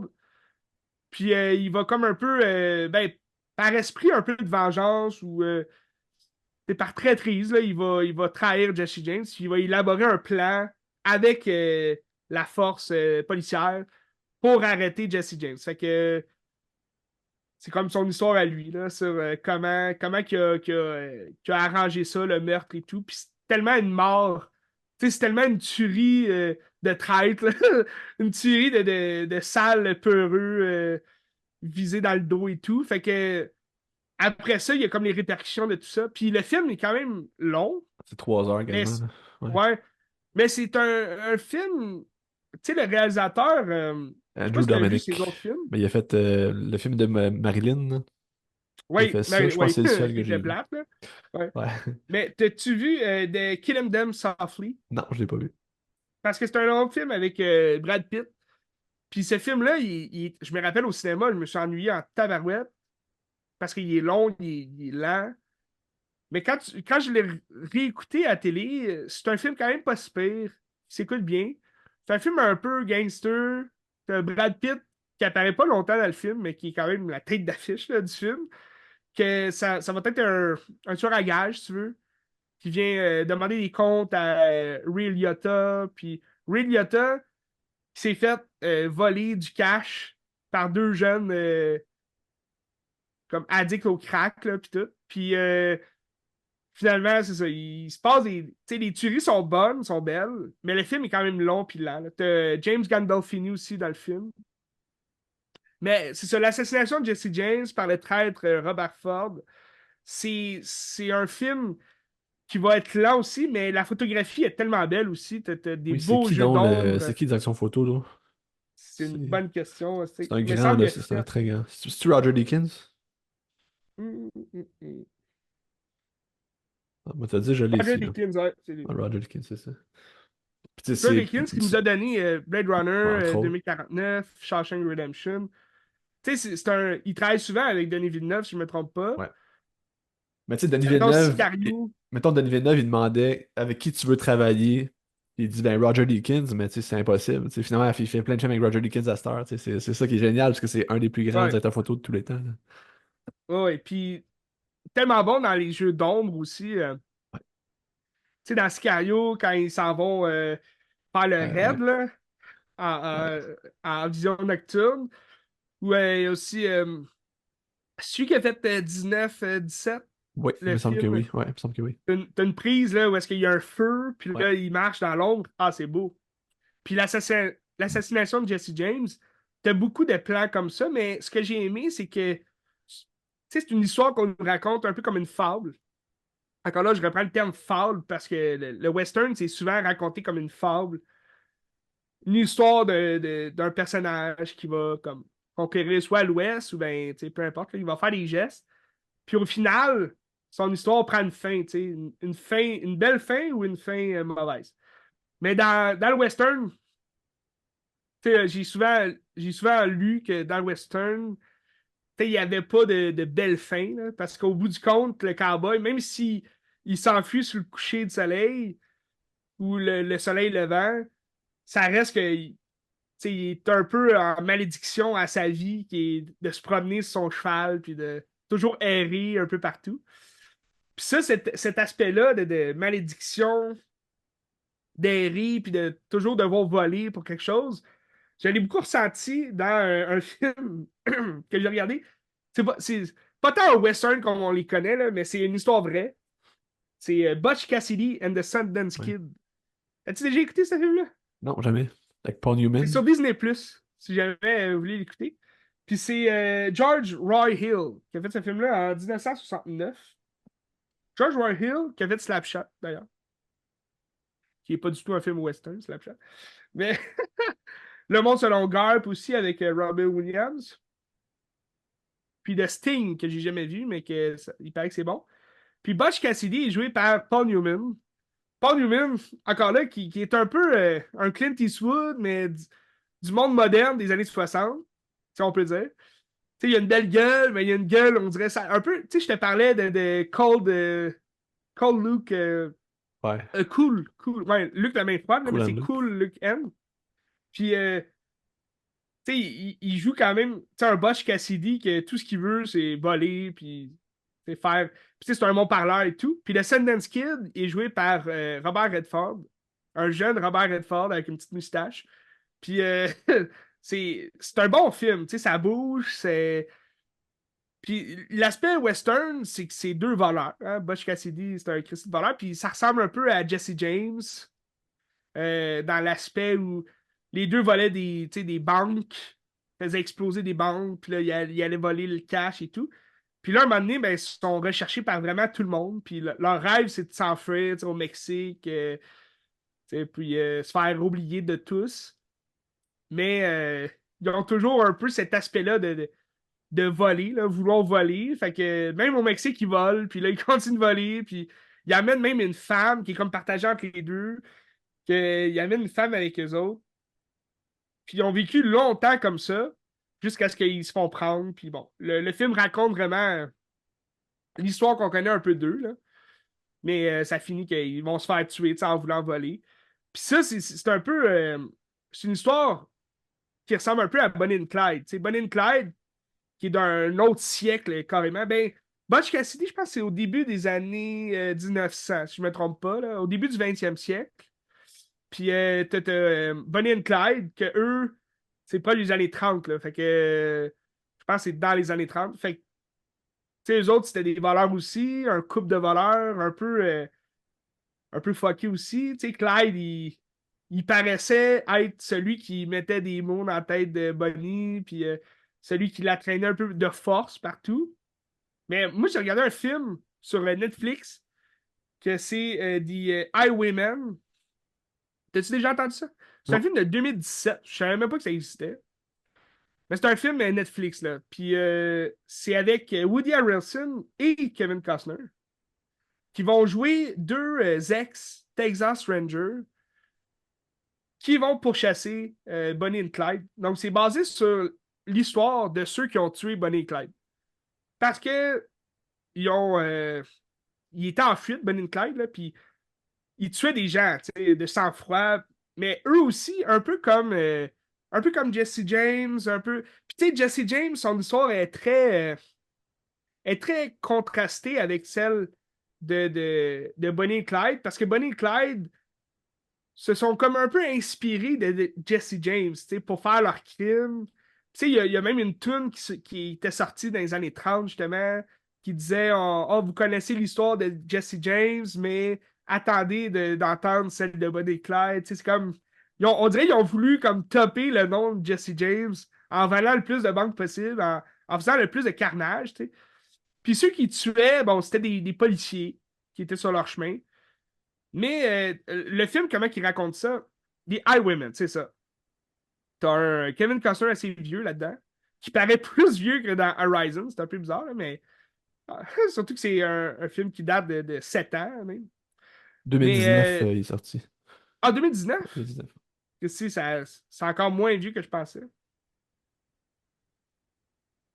Bref, c'est l'histoire, bon, Bonnie et Clyde, puis dans le film, tu sais, tu découvres rien de Bonnie et Clyde, là, c'est, ben rien, je veux dire, c'est des voleurs et tout, mais les personnages, tu les vois jamais de face, tu vois juste ce qu'ils font de dos, parce qu'on se concentre sur les deux ex-Texas Rangers, que c'est deux vieux, tu sais, qui reprennent un peu tu sais, qui remontent en selle, mais là, on est dans les années 30, fait qu'ils prennent un char, là, mais ça ressemblait un peu à Unforgiven, tu sais, dans la forme un peu du scénario, la structure, tu sais, deux vieux qui, ça fait longtemps qu'ils n'ont pas tiré, ils sont sur la paille un peu, puis tu sais, Kevin Costner, lui, il le fait pour ses convictions, tu sais, il veut reprendre du service, mais c'était à l'époque où ce que les Texas Rangers, c'était des cowboys, tu sais. Puis eux autres, ben, ils ont été un peu ils ont été délaissés, tu sais, par le gouvernement avait arrêté tout ça. Puis là, t'as Kathy Bates qui joue une politicienne dans ce film-là qui va donner le go pour réenvoyer ces Texas Rangers-là parce qu'il n'y a personne qui réussissait à arrêter Bonnie and Clyde. Puis là, eux autres, ben, ils ont réussi à faire leur enquête puis à rechercher Bonnie and Clyde. Puis c'est quand même violent comment ils meurent. Mais ça ressemblait un peu à la fin de Butch Cassidy and Sundance Kid. Une fin où est-ce que sont mitraillés de tout bord, de tout côté. Là. Bref. Très bon, je vous le conseille. C'est sur Netflix, The Highwaymen. Puis là, c'est sûr que, bon, dans mon bloc western, là, ça fait pas mal le tour. Moi, j'avais une question. Vas-y. Tu sais, Western Spaghetti, on parle souvent de Sergio Leone, mais tu sais, il y en a d'autres petits en arrière qui ont fait des grands films, genre Sergio Corbucci qui a fait Django, puis Antonio Ouais. Margaretti en a fait un petit peu. T'as-tu déjà vu des films autres que Leone dans le spaghetti? Écoute, j'en ai. Je me rappelle au cégep, là, ça date de 10 ans, là. Cégep quand j'étais en théâtre, là, fait que c'est avant même qu'on se rencontre. Euh, J'en ai vu, mais je pourrais pas dire le titre. C'était comme. Je les avais loués à la bibliothèque. Ok. Mais c'était des vieux western spaghetti. Puis c'était pas Sergio Leone. Puis c'était court, là. C'était des films de genre 1 heure et quart. Mais je pourrais pas te dire c'est quoi. Fait que ça m'est pas resté en tête, là. C'était sûrement pas bon, mais. Tu sais, Mais je me rappelle, mettons, j'avais vu des vieux films, puis tu sais, c'était des années 50, là. Ben, fin 60, là, début 70. Mais tu sais, c'était pas des gros noms non plus, là. C'était pas. mais tu sais, dans Inglourious Bastard, à la fin, quand ils vont au cinéma, puis qu'il demande à Brad Pitt c'est quoi ton nom, puis l'autre c'est quoi ton nom, puis lui c'est Antonio Margaretti, puis l'autre c'est Sergio Oui, Corbucci, mais c'est des vrais cinéastes oui, oui, c'est ça. qui existent, qui faisaient du western spaghetti. Mais je serais curieux, tu sais, de revoir ces films-là, savoir, c'était-tu vraiment de la dompe, tu sais, ce qu'il faisait? Que tu sais, tu Ben, regardes je Sergio pense pas. Leone, c'était plus que des western spaghetti, dans le sens qu'il mettait vraiment son cœur, son âme dans ses films. Mais, tu sais, le western spaghetti, on nous le vend un peu comme les films faciles de l'époque, tu sais, en Italie et tout, que, tu sais, Tu sais, j'imagine que ça ressemble un petit peu plus au premier film de Leone, genre For a Few Dollar More, puis Fistful of Ouais, Dollars. Tu sais, c'est comme, c'est pas des grands films, mais c'est des grands films dans ce qu'il fait, mais tu sais, c'est des films très simples aussi, là, tu sais. J'imagine que c'est c'est plus ça. dans ce style-là, tu sais. Oui, puis tu sais, comme mettons des High Plane Drifter que je te parlais de Clint Eastwood, tu sais, j'ai l'impression que Clint Eastwood, il voulait aussi mettre un peu un grain de sel de violence là-dedans, puis de. On sentait qu'il voulait jouer justement sur la base que le western, faut que ce soit violent, faut que ce soit, tu sais, comme sale un peu, si on peut dire. Puis tu Ouais. sais, c'est ce qu'il apporte aussi dans son Dirty Harry, tu sais, son personnage de Dirty Harry, que ça se passe dans les années 70, puis tu sais, c'est moderne comme film à cette époque-là, mais ça reste qu'il joue un espèce de cowboy qui est dans la ville moderne. Un peu Crocodile Dundee, là, tu sais. Mais bref, moi, ça va faire le tour pour mon bloc western. Puis tu vois, j'en avais d'autres sur ma liste, des films. Mais en fait, ouais, j'ai comme deux séries, je vais te parler un peu plus tard. Mais comme je me garde un peu de films western pour la deuxième partie que je vais regarder juste avant. C'est comme il y a un film avec Christian Bale qui est sorti, je pense, en 2017. C'est Hostile. Je sais pas si tu as Non, déjà entendu. non. Ça se passe justement dans ces années-là. Puis bon, sur Netflix aussi, Geronimo avec Wes Studi. Pas des très bonnes critiques, ce film-là, mais je l'écouterai là, avant le chapitre 2 de Horizon. Parce que j'ai regardé. Mais je vais t'en parler tout de suite, là. En fait, mon block western n'était pas fini, parce que j'ai comme deux petites séries à jaser. Une série que j'ai beaucoup aimée, qui s'appelle The English. C'est sur Prime Ouais, Video. ouais. Puis c'est avec Emily Blunt. On en parlait de Quiet Place. Mais Emily Blunt, qui joue vraiment pour une très belle prestation dans cette série-là, The English. En français, c'est Les étrangers.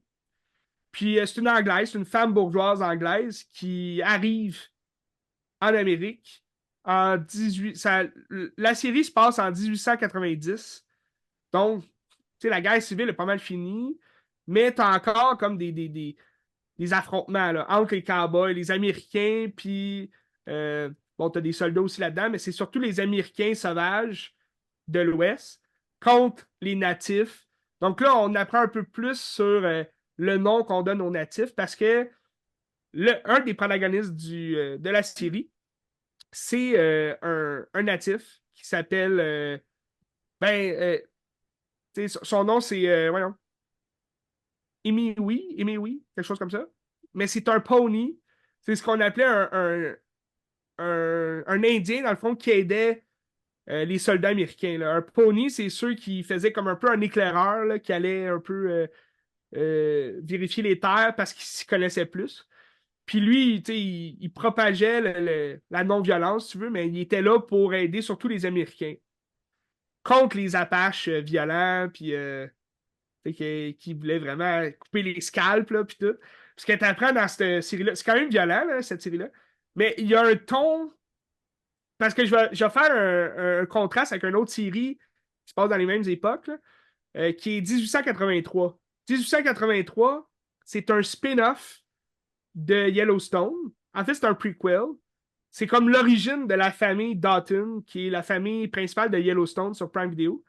Puis c'est Taylor Sheridan là, Ouais. qui a fait Yellowstone, qui va réaliser puis écrire aussi 1883. Cette série-là est aussi sur Prime Video, mais sur Paramount, il faut payer. Sauf que si vous avez Club Illico, ils l'ont sorti gratuitement. Sur Club Illico, là, si vous payez Club Illico. Mais elle joue à chaque semaine, tu as deux épisodes qui sortent. Fait que là, j'ai pas fini la série. Mais la série, tu sais, ça se passe en 1883. Puis tu suis justement c'est l'arrière-grand-père de Kevin Costner, justement, de Yellowstone, qui va jouer un père de la famille Doughton, qui a une fille à peu près de 15 ans, puis un jeune, le grand-père de Kevin Costner, en fait, qui va s'appeler John, qui a 5 ans, avec sa femme, puis la sœur de sa femme. Ils vont, euh, ils vont rejoindre un convoi de gens étrangers, là, des Allemands. Il va y avoir aussi des Gitans. un convoi qui est dirigé par Sam Elliott, qui va jouer un ancien, dans le fond, commandant de l'armée américaine, avec un de ses collègues. Les deux vont protéger le convoi pour se rendre vers le nord. Parce qu'ils veulent aller vers le Montana, ils veulent aller en terre un peu sauver, se sauver un peu de l'Ouest, là, qui devient un peu trop sauvage pour eux et tout. Puis là, ben, le père de famille, lui, tout ce qu'il veut, c'est trouver des terres pour sa famille, puis être en sécurité et tout. Mais lui aussi, c'est un ancien de l'armée. Fait qu'il va comme collaborer avec Sam Elliott pour protéger le convoi, puis en même temps, ça le permet à lui de suivre sa route, puis d'y aller. Puis là, il amène un troupeau de bœufs là, avec eux autres pour la nourriture et tout. Fait que ça, c'est le fun parce que 1883, tu me parlais de Red Dead Redemption. Puis 1883, ça explique vraiment beaucoup d'affaires de cette époque-là. Parce que Yellowstone, ça m'en parle un peu là, de leurs ancêtres, puis comment que ça marchait dans le temps et tout, mais c'est quand même moderne. Tandis que là, tu tombes en 1883, puis ça explique que il y a beaucoup de gens qui meurent dans leur convoi à cause des serpents, mettons, ou il y en a qui vont boire l'eau avant de la faire bouillir, puis ils vont tous crever. Mais tu sais, c'est ça, c'est un aspect un peu de nous montrer comment c'était dans ce temps-là. Puis tu sais, chaque épisode dure 1 heure, là, minimum 1 heure, ou c'est proche 45 minutes. Là. Mais c'est des bons épisodes, tu sais, puis c'est une belle réalisation aussi, parce que c'est pas fait cheap non plus, là. C'est des séries, tu sais, Paramount Plus et tout, là. Fait que sans qu'ils ont mis beaucoup de budget dans ce genre de série-là. Puis aussi, il y a un autre spin-off aussi qui a été fait, là, 1923, avec Hélène Mirren puis Harrison Ford. Je pense que ça a été moins bien critiqué là, par la critique là, comparé à 1883. Mais je pense que c'est le même aspect aussi là, que Yellowstone et tout. Fait que bref, 1883 va parler un peu de la même époque que The English sur Prime Video. Mais c'est deux styles complètement différents. The English, oui, tu vas voir comment c'était à cette époque-là, 1890, mais c'est fait d'une manière un peu plus. C'est réalisé d'une manière un peu plus comic book, si je peux dire. Là. C'est très moderne là, dans la façon dont on va nous présenter les armes de cette époque-là, ou ben, ils vont prendre l'arc. Il va y avoir une réalisation un peu plus pimpée là, à la Hollywood. Là. Mais c'est très bon. Ça met beaucoup plus d'énergie aussi dans les scènes d'action. Mais ça paraît moins réaliste, si je peux dire, que 1890. Moins Dans immersif. Pardon? C'est moins immersif. Ben, en fait, c'est tout aussi immersif, je trouve. Ok. C'est dans la fonction de la réalisation, Ok. ça va paraître moins réaliste. Un peu plus arrangé avec le gars des vues. Mais Emily Blunt est très très bonne. En fait, elle va jouer justement d'ailleurs une anglaise, comme je disais, là.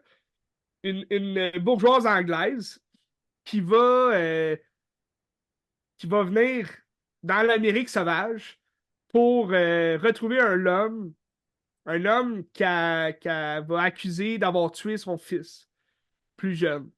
Fait que dans le fond, elle va dans l'Ouest pour se venger, tout simplement. Puis sur sa route, elle va rencontrer. L'acteur, c'est Chask Spencer. Je sais pas si je le prononce bien. Chaske Spencer.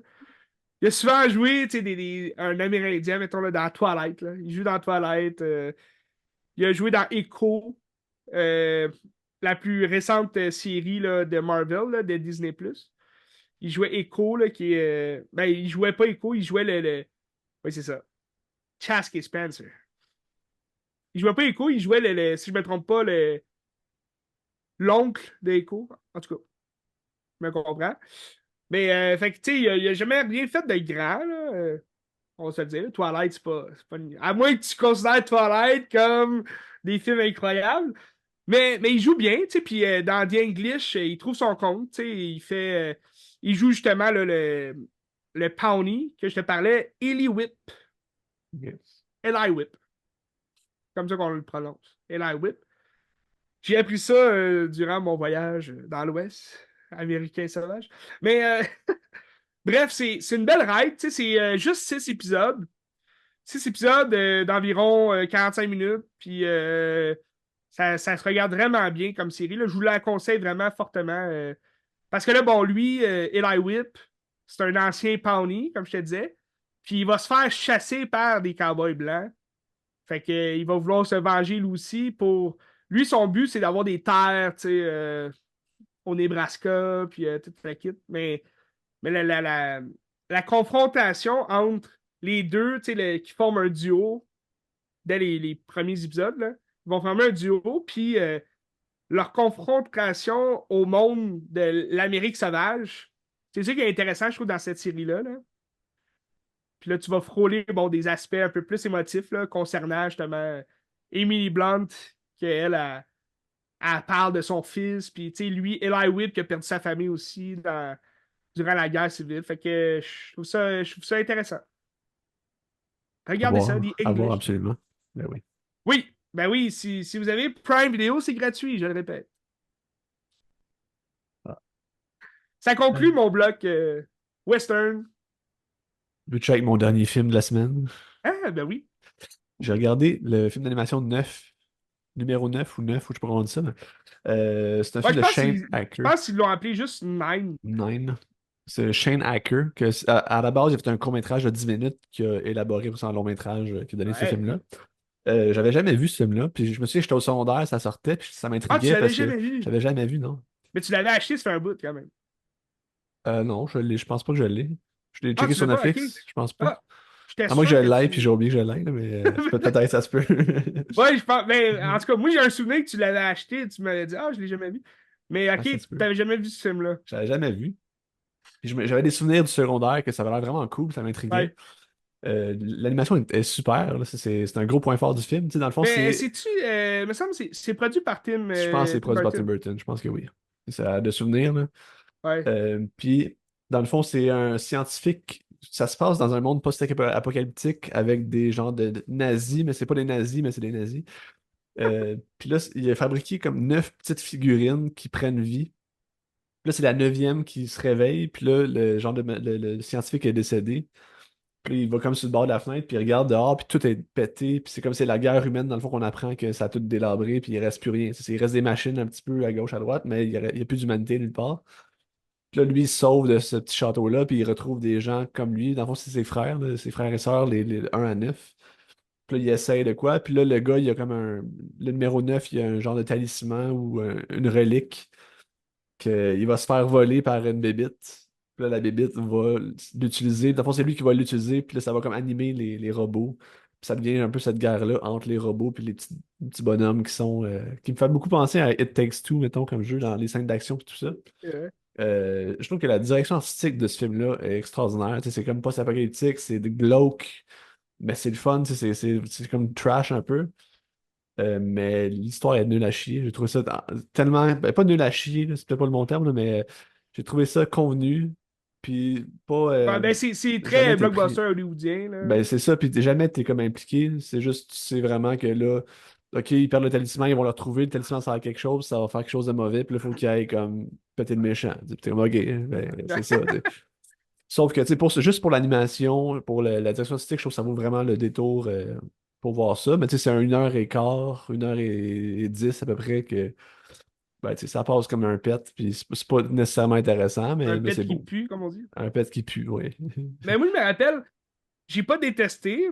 J'avais beaucoup aimé, mais c'est vrai que, tu sais, quand on est plus jeune, je trouve l'animation, le style de film, comme tu as dit, tu sais, c'est lugubre un peu, c'est sombre, c'est dark. Mais on dirait que ça, c'est pour aller chercher les adultes. C'est ça. Mais au niveau de l'histoire, tu sais, on perd rapidement ça, parce que, tu sais, il y a de l'action, il se passe plein d'affaires, puis c'est quand même violent. Ouais. Mais ça, on dirait on va le chercher plus pour les jeunes. Fait que c'est comme un film qui est indécis entre l'animation pour adultes ou pour les jeunes. Ouais. C'est un peu bizarre. Ben, tu sais, que si tu veux plus lugubre, tu vas voir Coraline, qui est plus Ouais, trash. Coraline. L'animation est meilleure parce que c'est du stop motion pour vrai. Mhm. Puis le scénario est bon pour vrai. Tu sais. Tandis que là, l'animation, peut-être que l'animation est un petit peu plus belle ou un petit peu différente parce que c'est Mais pas c'est du stop sorti à la motion. même époque aussi, hein, je Oui, c'est pense. ça. Tu sais. C'est quoi, c'est 2009? Ouais, je pourrais pas dire. Je pourrais pas dire. Ok. Mais ouais, 2009, ça fait du sens. J'étais en secondaire à 4 quand c'est sorti, je pense. Fait que Ouais. 2009-2010, ouais. Puis ouais. Fait que c'est ça. Je vous le conseille pas nécessairement, mais c'est sur Netflix, numéro 9. Ah! Fait que c'est ça. Moi, dans mon souvenir, là, c'est comme des petits boutons. C'est comme Ouais, c'est genre des y a-tu poches de un aspect patates, là. genre bureau, là? Je sais pas, c'est des petits êtres de bureau, là. Dans un Non. bureau, là. Non? Non, c'est pas dans le bureau, c'était genre dans un genre de château de scientifiques. C'est Mais tu sais, bizarre. c'est genre des petites poches de patates Oui! raboutées ensemble avec des patchs de métal, puis des petites affaires comme ça, là, ouais. Ben, y a rien qui a expliqué, là, c'est quoi? Non, c'est juste, C'est il ça! existe, c'est ça. C'est les êtres. C'est un peu Les genre êtres vivants. la révolte des petits bonhommes contre la machine, tu sais.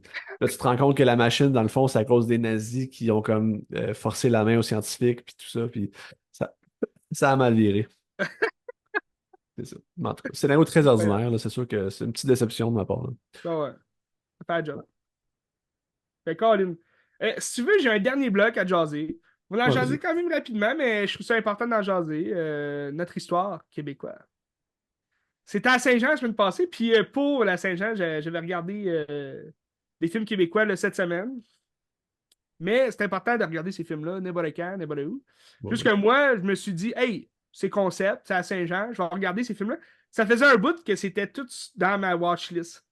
Fait que je me suis dit, Christy, pour l'honneur de nos ancêtres, notre pays, notre terre, on va regarder des films québécois.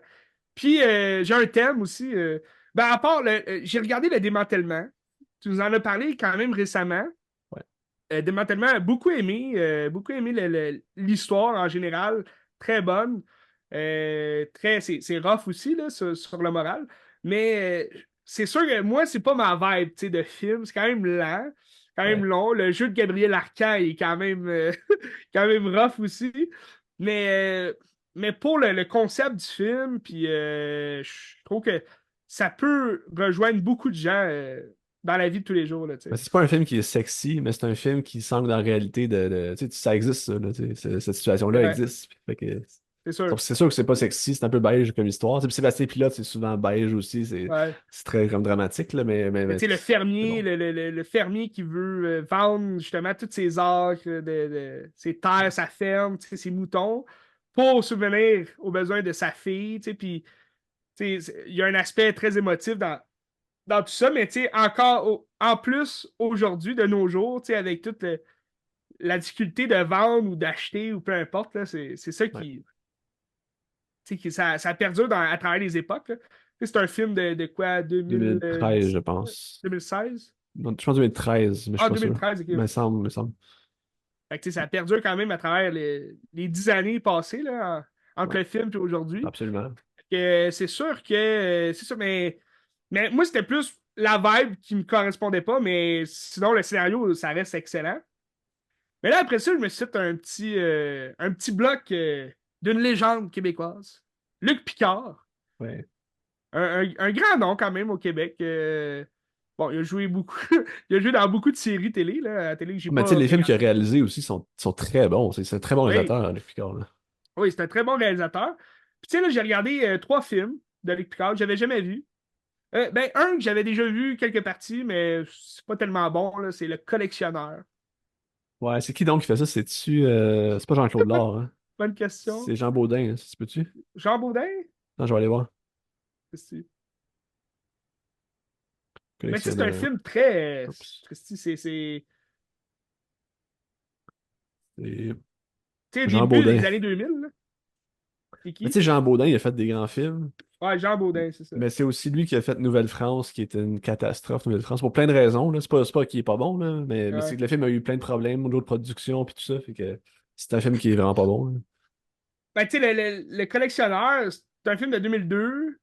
Puis, tu sais, ça reprend un peu Le Silence des agneaux, version québécoise, mais comme, c'est pas du québécois vraiment, c'est un peu du canadien. Tu sais, il y a beaucoup d'anglais là-dedans. Puis, tu sais, c'est un peu un scénario qui Moi, le scénario, il m'a pas charmé du tout, là.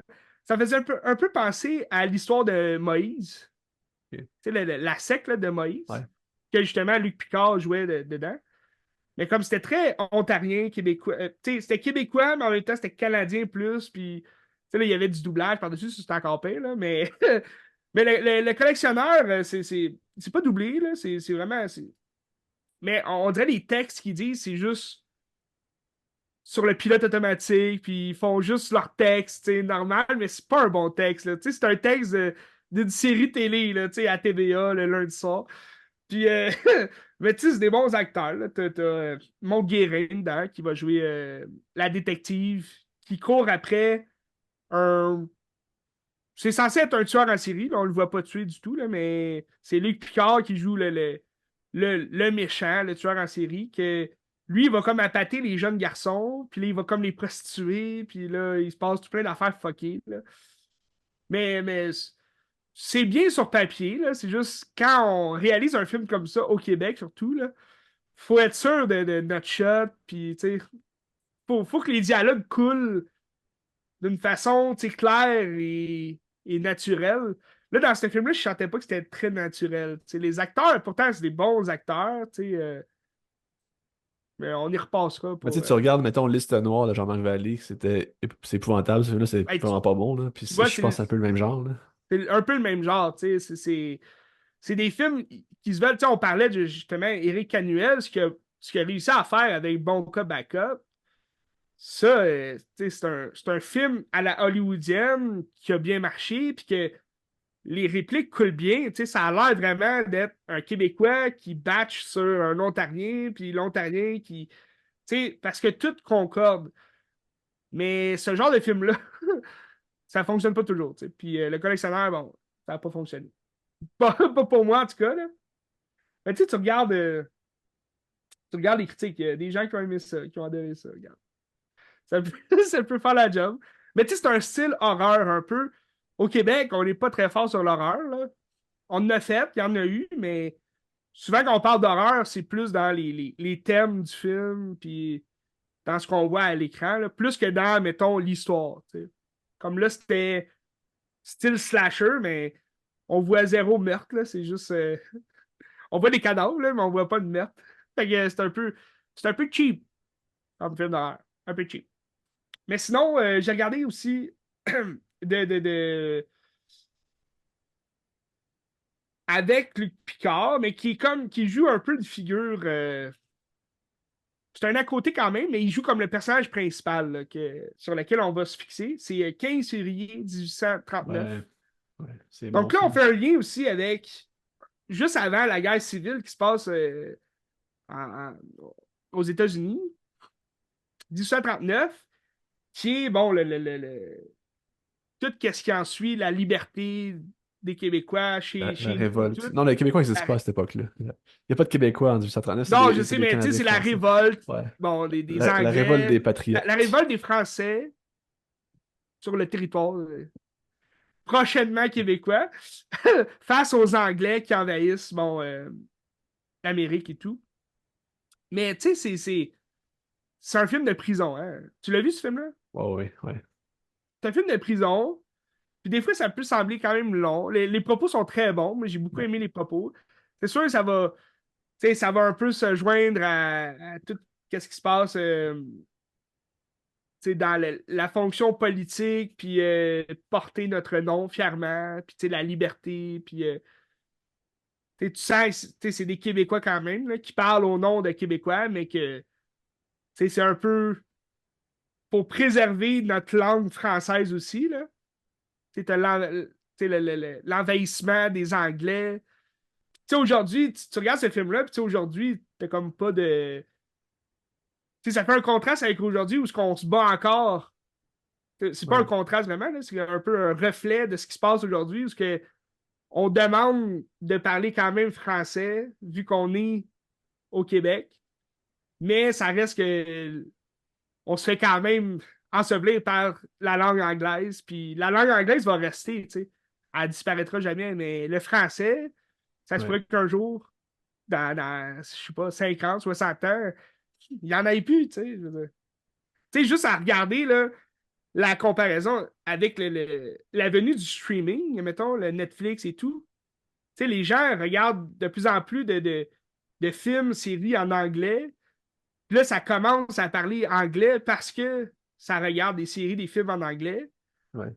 Tu sais, de jour et nuit, là. Tu sais, les gens qui passent leur temps sur Netflix à regarder tout en anglais, c'est sûr, à un moment donné, tu vas. Tu comprends plus la langue, mais tu vas la parler aussi, puis ça va devenir comme du franglais, mais là, le franglais, c'est dur à comprendre des fois, là, mais, mais c'est un 15 février 1839, c'est un film de Pierre Falardeau. Ouais. C'est un film qui était très compliqué à financer aussi à cause du sujet. Puis en plus, c'est un film d'époque, puis je pense qu'il n'y a pas eu tant d'argent que ça. Fait que c'est comme un huis Non, clos que ça paraît un peu. ouais, mais tu sais, pour le film d'époque, je trouve que c'est très bien réalisé, tu sais. Ça se passe Ah en oui, prison, tu vois absolument. pas grand-chose, mais tu sais, Absolument. c'est vraiment. Les décors sont vraiment Ouais, magnifiques, puis ouais. il y a de la neige aussi, tu sais, tu te sens chez vous. Mais ça fait parce que c'est un film de 2003, je me trompe pas. 2001. 2001. C'est, dans le fond, c'est presque 10 ans après Octobre que Pierre Falardeau a fait. Moi, j'ai adoré Octobre. C'est deux films qui ont été durs à financer aussi à cause du sujet. Puis tu sais, c'est de l'argent qui vient du gouvernement canadien. Fait que tu sais, c'est Ben, touché. Ben, c'est touché. Il peut dire ce qu'il veut, puis il a le droit. Tu sais, je pense que c'est le but de l'art, mais c'est ça. ça, ça leur plaît pas. Mais tu sais, on voit bien le style de Pierre Falardeau à travers son texte aussi du 15 février 1839. Puis tu sais, le texte, tu sais, dans le fond, le film, il est quand même long, là, 1h50 que. Mais ça aurait pu être un court-métrage, mettons, qui raconte ce qu'ils disent dans le film. Jusque là, ça s'étire un peu dans le temps puis sur ce qui se passe. Mais au final, c'est notre liberté est bafouée, puis on se fait un peu. Ben, dans le film, ils se font sodomiser là, par les Anglais, puis c'est un peu de se faire soumettre. Puis là, se sont pas laissés faire soumettre, mais ils finissent par se faire pendre. Fait que ça revient au même, là, dans le sens que Ouais. ils ont voulu se combattre le, le- combattre les Anglais, mais au final, ils perdent. Puis, aujourd'hui, je pense pas qu'on a perdu ça, mais c'est la notion d'être qui on est, fier québécois. C'est juste ça, être fier québécois, c'est de parler la langue québécoise. T'sais. Je pense que pas obligé de parler la langue tous les jours. Là. Si vous êtes anglais, si vous parlez juste la langue anglaise, allez-y, mais vous êtes au Québec, essayez d'apprendre la langue québécoise. T'sais. Bref.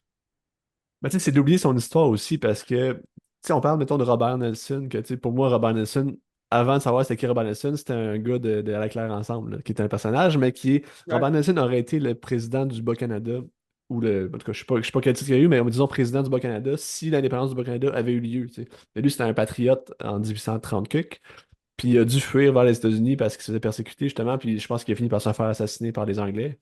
Hmm. Mais ça, tu sais, quand t'es à l'école, tu l'apprends pas, là, tu sais. Et tu sais, c'est super important, mais on sait pas c'est quoi, tu sais. Puis, tu sais, même on parlait des Autochtones aussi avec le Western et tout ça. Puis aux États-Unis, pas aux États-Unis, mais à l'école, t'apprends aux Autochtones que c'est la traite des fourrures. Tu sais. Mais comme les Autochtones existaient avant qu'on arrive, puis ils existent encore aujourd'hui, puis il y a une réalité qu'on n'apprend pas à l'école, tu sais.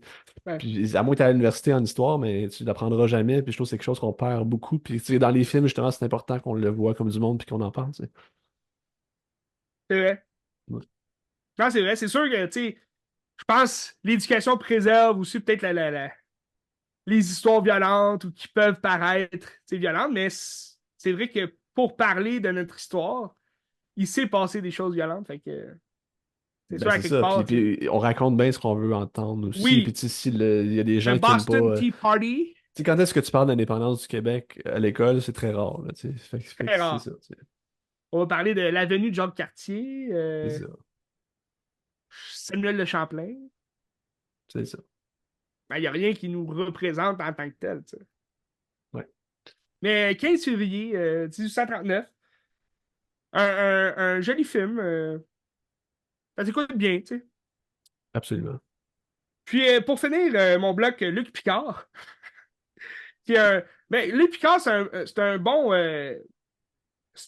interlocuteur, tu sais, qui va parler pas juste avec les personnages secondaires, mais avec le public aussi. Tu sais, quand il parle, il nous parle à nous. Puis j'ai regardé le film 8h17. Ben, Ouais, c'est 20h17. Rue Darling, De Bernard Raymond. Est-ce que de c'est. Ben, Bernard Raymond. as-tu déjà vu un film de Bernard Raymond? C'est le premier que tu vois? J'avais jamais vu de film de Bernard, Est-ce que je c'est un crois. film. Parce que Bernard Oh, Raymond est ouais. comme réputé pour le film beige, fucking drabe, qui se passe à rien, puis les mânes qui regardent Ouais, par la ben, fenêtre, là. Est-ce que tu je sais, tu pense que m'as celui-là, c'est parlé, moins ça? tu me parlais d'une femme respectable là, Ouais. récemment, quand même, qui est sortie là, récemment. Ouais. Euh, puis, tu sais, ça m'intéressait pas tant que ça là, quand tu m'en parlais. Mais c'est bon, c'est bon. Parce que c'est pas. Moi, ben, je suis persuadé que le Ouais. scénario est bon, Ouais. mais c'est pas mon style de film. C'est Ouais. un peu comme le démantèlement. Je vais m'ennuyer, tu sais, j'imagine. 20h17, il se passe des choses. C'est pas tellement beige. En fait, c'est une histoire. Un immeuble qui brûle. Puis là, t'as Luc Picard que lui, il habite dans cet immeuble-là. Puis il serait mort. Parce qu'il y a beaucoup de morts dans l'immeuble. Il serait mort s'il n'était pas sorti faire quelque chose. Puis si il s'était pas arrêté, attaché son lacet. Fait que là, il y a comme tous ces éléments-là qui vont revenir dans le scénario. Comme quoi, lui, il se dit, Christy, je serais mort si j'avais pas eu un lacet à attacher. Puis là, il va comme se fixer un peu là-dessus. Puis c'est un genre de journaliste alcoolique un peu. Puis tu sais, là, il se trouve un logement par l'intermédiaire de Guylaine Tremblay, qui joue une serveuse, avec qui il y a comme un petit flirt. Mais là, il va comme se fixer un but duquel il veut trouver la cause de l'incendie, tu sais. Fait que là, il parle à plusieurs gens autour du quartier, puis là, il y a une madame qui parle des Hells, qui parle de mentords, des malfrats. Fait que là, lui, il se concentre sur cette idée-là que ça serait peut-être, tu sais, un incendie volontaire, là, tu sais, criminel. Fait que, mais là, il va faire le tour un peu du Québec, tu sais, il va se promener, puis il se passe pas grand-chose dans le film, là. Puis au final, tu découvres c'est quoi qui a causé ça. Puis c'est pas extraordinaire, mais tu sais, c'est quand même beau. C'est quand même une belle scène là, de fin qui met un peu de peps là, dans le scénario. Mais tu sais, c'est sûr que c'est ça. C'est Luc Picard qui se promène un peu. Très bon acteur, là, il y a Luc Picard, mais il passe pas grand-chose dans le film. Mais tu vas sûrement aimer. Tu sais, Ouais, j'imagine sûrement. que ça reflète quand même les autres films de Bernard Raymond. Là. On verra. On verra bien. Mais tu sais, je voyais la part de ses films, mais à l'avant-plan une femme aussi. Là. Mais c'est souvent Élise Guilbeault, c'est ça? Aussi, ouais. Ouais, souvent là, elle. C'est ça. Elle est Puis, souvent très bonne. ouais. Sauf que là, c'est ça, c'est Luc Picard qui est mis de l'avant. Puis c'est un peu un meurtre mystère. Fait que, tu sais, ça résonne un peu comme ça. Fait que c'est pour ça que je te dis, ça n'a pas l'air beige comme ses autres films. Si tu me dis que tous ces films sont beige. Mais, ben, c'est sûr que le scénario, tu sais, aurait pu être plus saccadé comme un vrai meurtre mystère, là, mais c'est ça. C'est une raid de journaliste. Luc Picard. Intéressant. Luc Intéressant. Picard qui interroge les gens. En tout cas, Ça conclut mon bloc Luc Picard, film québécois, film de chez nous. regardez Les Rois Mongols, là, c'est vraiment très bon. Oui, tu m'en avais parlé hein, de ça. Ouais. C'est Luc Picard qui réalise. Mhm. Prochain film québécois à sortir. Il y en a un là, qui est sorti. Se fondre de Simon Lavoie. Ben, du coup, il est sorti à Montréal probablement. Ok. J'ai pas vu des bonnes critiques, malheureusement. Ah non. Hmm. Mais Non. il y en a pas un là, qui est sorti dans les dernières semaines. C'est comme deux. C'est comme des prêtres scientifiques, là, un peu. Ah, dis-moi pourquoi ces choses sont si belles. C'est l'histoire de Oui, Marie-Victorin puis Marcel Gauvreau. Ouais, Marcel Gauvreau, c'était pas la femme de Marie-Victorin, mais c'était comme une histoire d'amour entre les deux. Puis c'est sur ça. les textes qui ont été écrits, je pense. Je sais pas si c'est bon. Il paraît que c'est super beau. Il paraît que c'est super Pas beau. bon. Il paraît que c'est bon. Je l'ai pas vu. Ça avait l'air d'être un peu. Ben, ça ressemblait un peu aux oiseaux, là, le chant des oiseaux. Il pleuvait des oiseaux. Oui, il pleuvait Ouais, des de oiseaux. Louise Archambault. Comme un film qui est Euh, sorti sur le tas, mais que, tu sais, on n'a pas entendu parler. Moi, j'ai jamais vu l'annonce de Dis-moi pourquoi ces choses sont ouais. si belles. Mais je sais qu'il était au Puis, c'est festival, je sais pas super bon, où, en mais. Abitibi, ou je sais pas trop quoi, là. Il a gagné des prix en Abitibi, je pense. Ouais, mais tu sais, ça, là, pourquoi c'est pas commercialisé, tu sais? Pourquoi on voit pas dans. Tu sais, à la télé, là, j'ai vu zéro Ouais. annonce de. Bon, je suis pas scotché non plus sur ma télé, là, mais dans le sens que on va voir plein d'annonces sur Facebook ou tu Ouais, sais, de films américains, mais films québécois comme ça, personne n'en entend parler. Tu sais, ça joue partout, là. Ça joue dans mon coin, ça joue. ouais, moi aussi, Curieux, tout ça. Curieux. c'est ça, Bref, on se tient au courant, puis on regarde des films. Que tu regardes absolument. pour la semaine prochaine? Ben, j'aimerais ça aller voir Kinds of Kindness. Est-ce que je vais avoir le Oui, temps? Je sais pas, mais j'aimerais ça. oui, moi Après ça, aussi j'aimerais ça. Christy, on s'appelle, puis on on va s'appelle, voir puis ça. on déjeune. Yorgos Lanthimos, Ouais. J'ai vu des très bonnes intéressant. critiques et des moins bonnes. C'est un film d'anthologie, hein, fait que des fois, c'est des films plus durs, mais en Ouais, sachant ça, je pense que ça peut être plus appréciable je sais pas. possiblement, possiblement. On Mais tu verra. vois, je suis allé voir Parting, je m'attendais à rien, puis j'ai super aimé, fait que Ouais. c'est à voir, certainement. Puis la nouveauté de la semaine prochaine, c'est quoi? Maxime. Ah, je vais peut-être écouter Pearl. Maxime. Je vais écouter Pearl, je pense. Ouais. Ouais, ben moi je vais réécouter les deux. Ça va être très intéressant. Ouais, Checkez ça. absolument. Ok. On regarde des films, des séries. Il y a la saison 3 de Bear qui est sortie. Je n'ai pas écouté la 1 ni la 2, fait que je vais peut-être me taper les trois saisons à un moment donné. Sur Disney Plus de Bear. Ça a l'air, c'est très bon, là. La saison 3 me semble, elle a eu beaucoup de critiques là, directement à sa sortie. Les gens se sont benchés dans leur Ok. salon pour regarder ça. Puis, t'as aussi, là, je me refais une petite récapitulation. Voyons. Ah, les chemises de l'archi du sèche sont-elles sèches ou archi sèches? Je me fais une petite récapitulation de Cobra Kai. Ok. Parce que la saison 6 partie 1 sort le 18 juillet. Fait que restez à l'alerte, les fans de Cobra Kai. Fait que ça. Yes! C'était tout. Question regarde.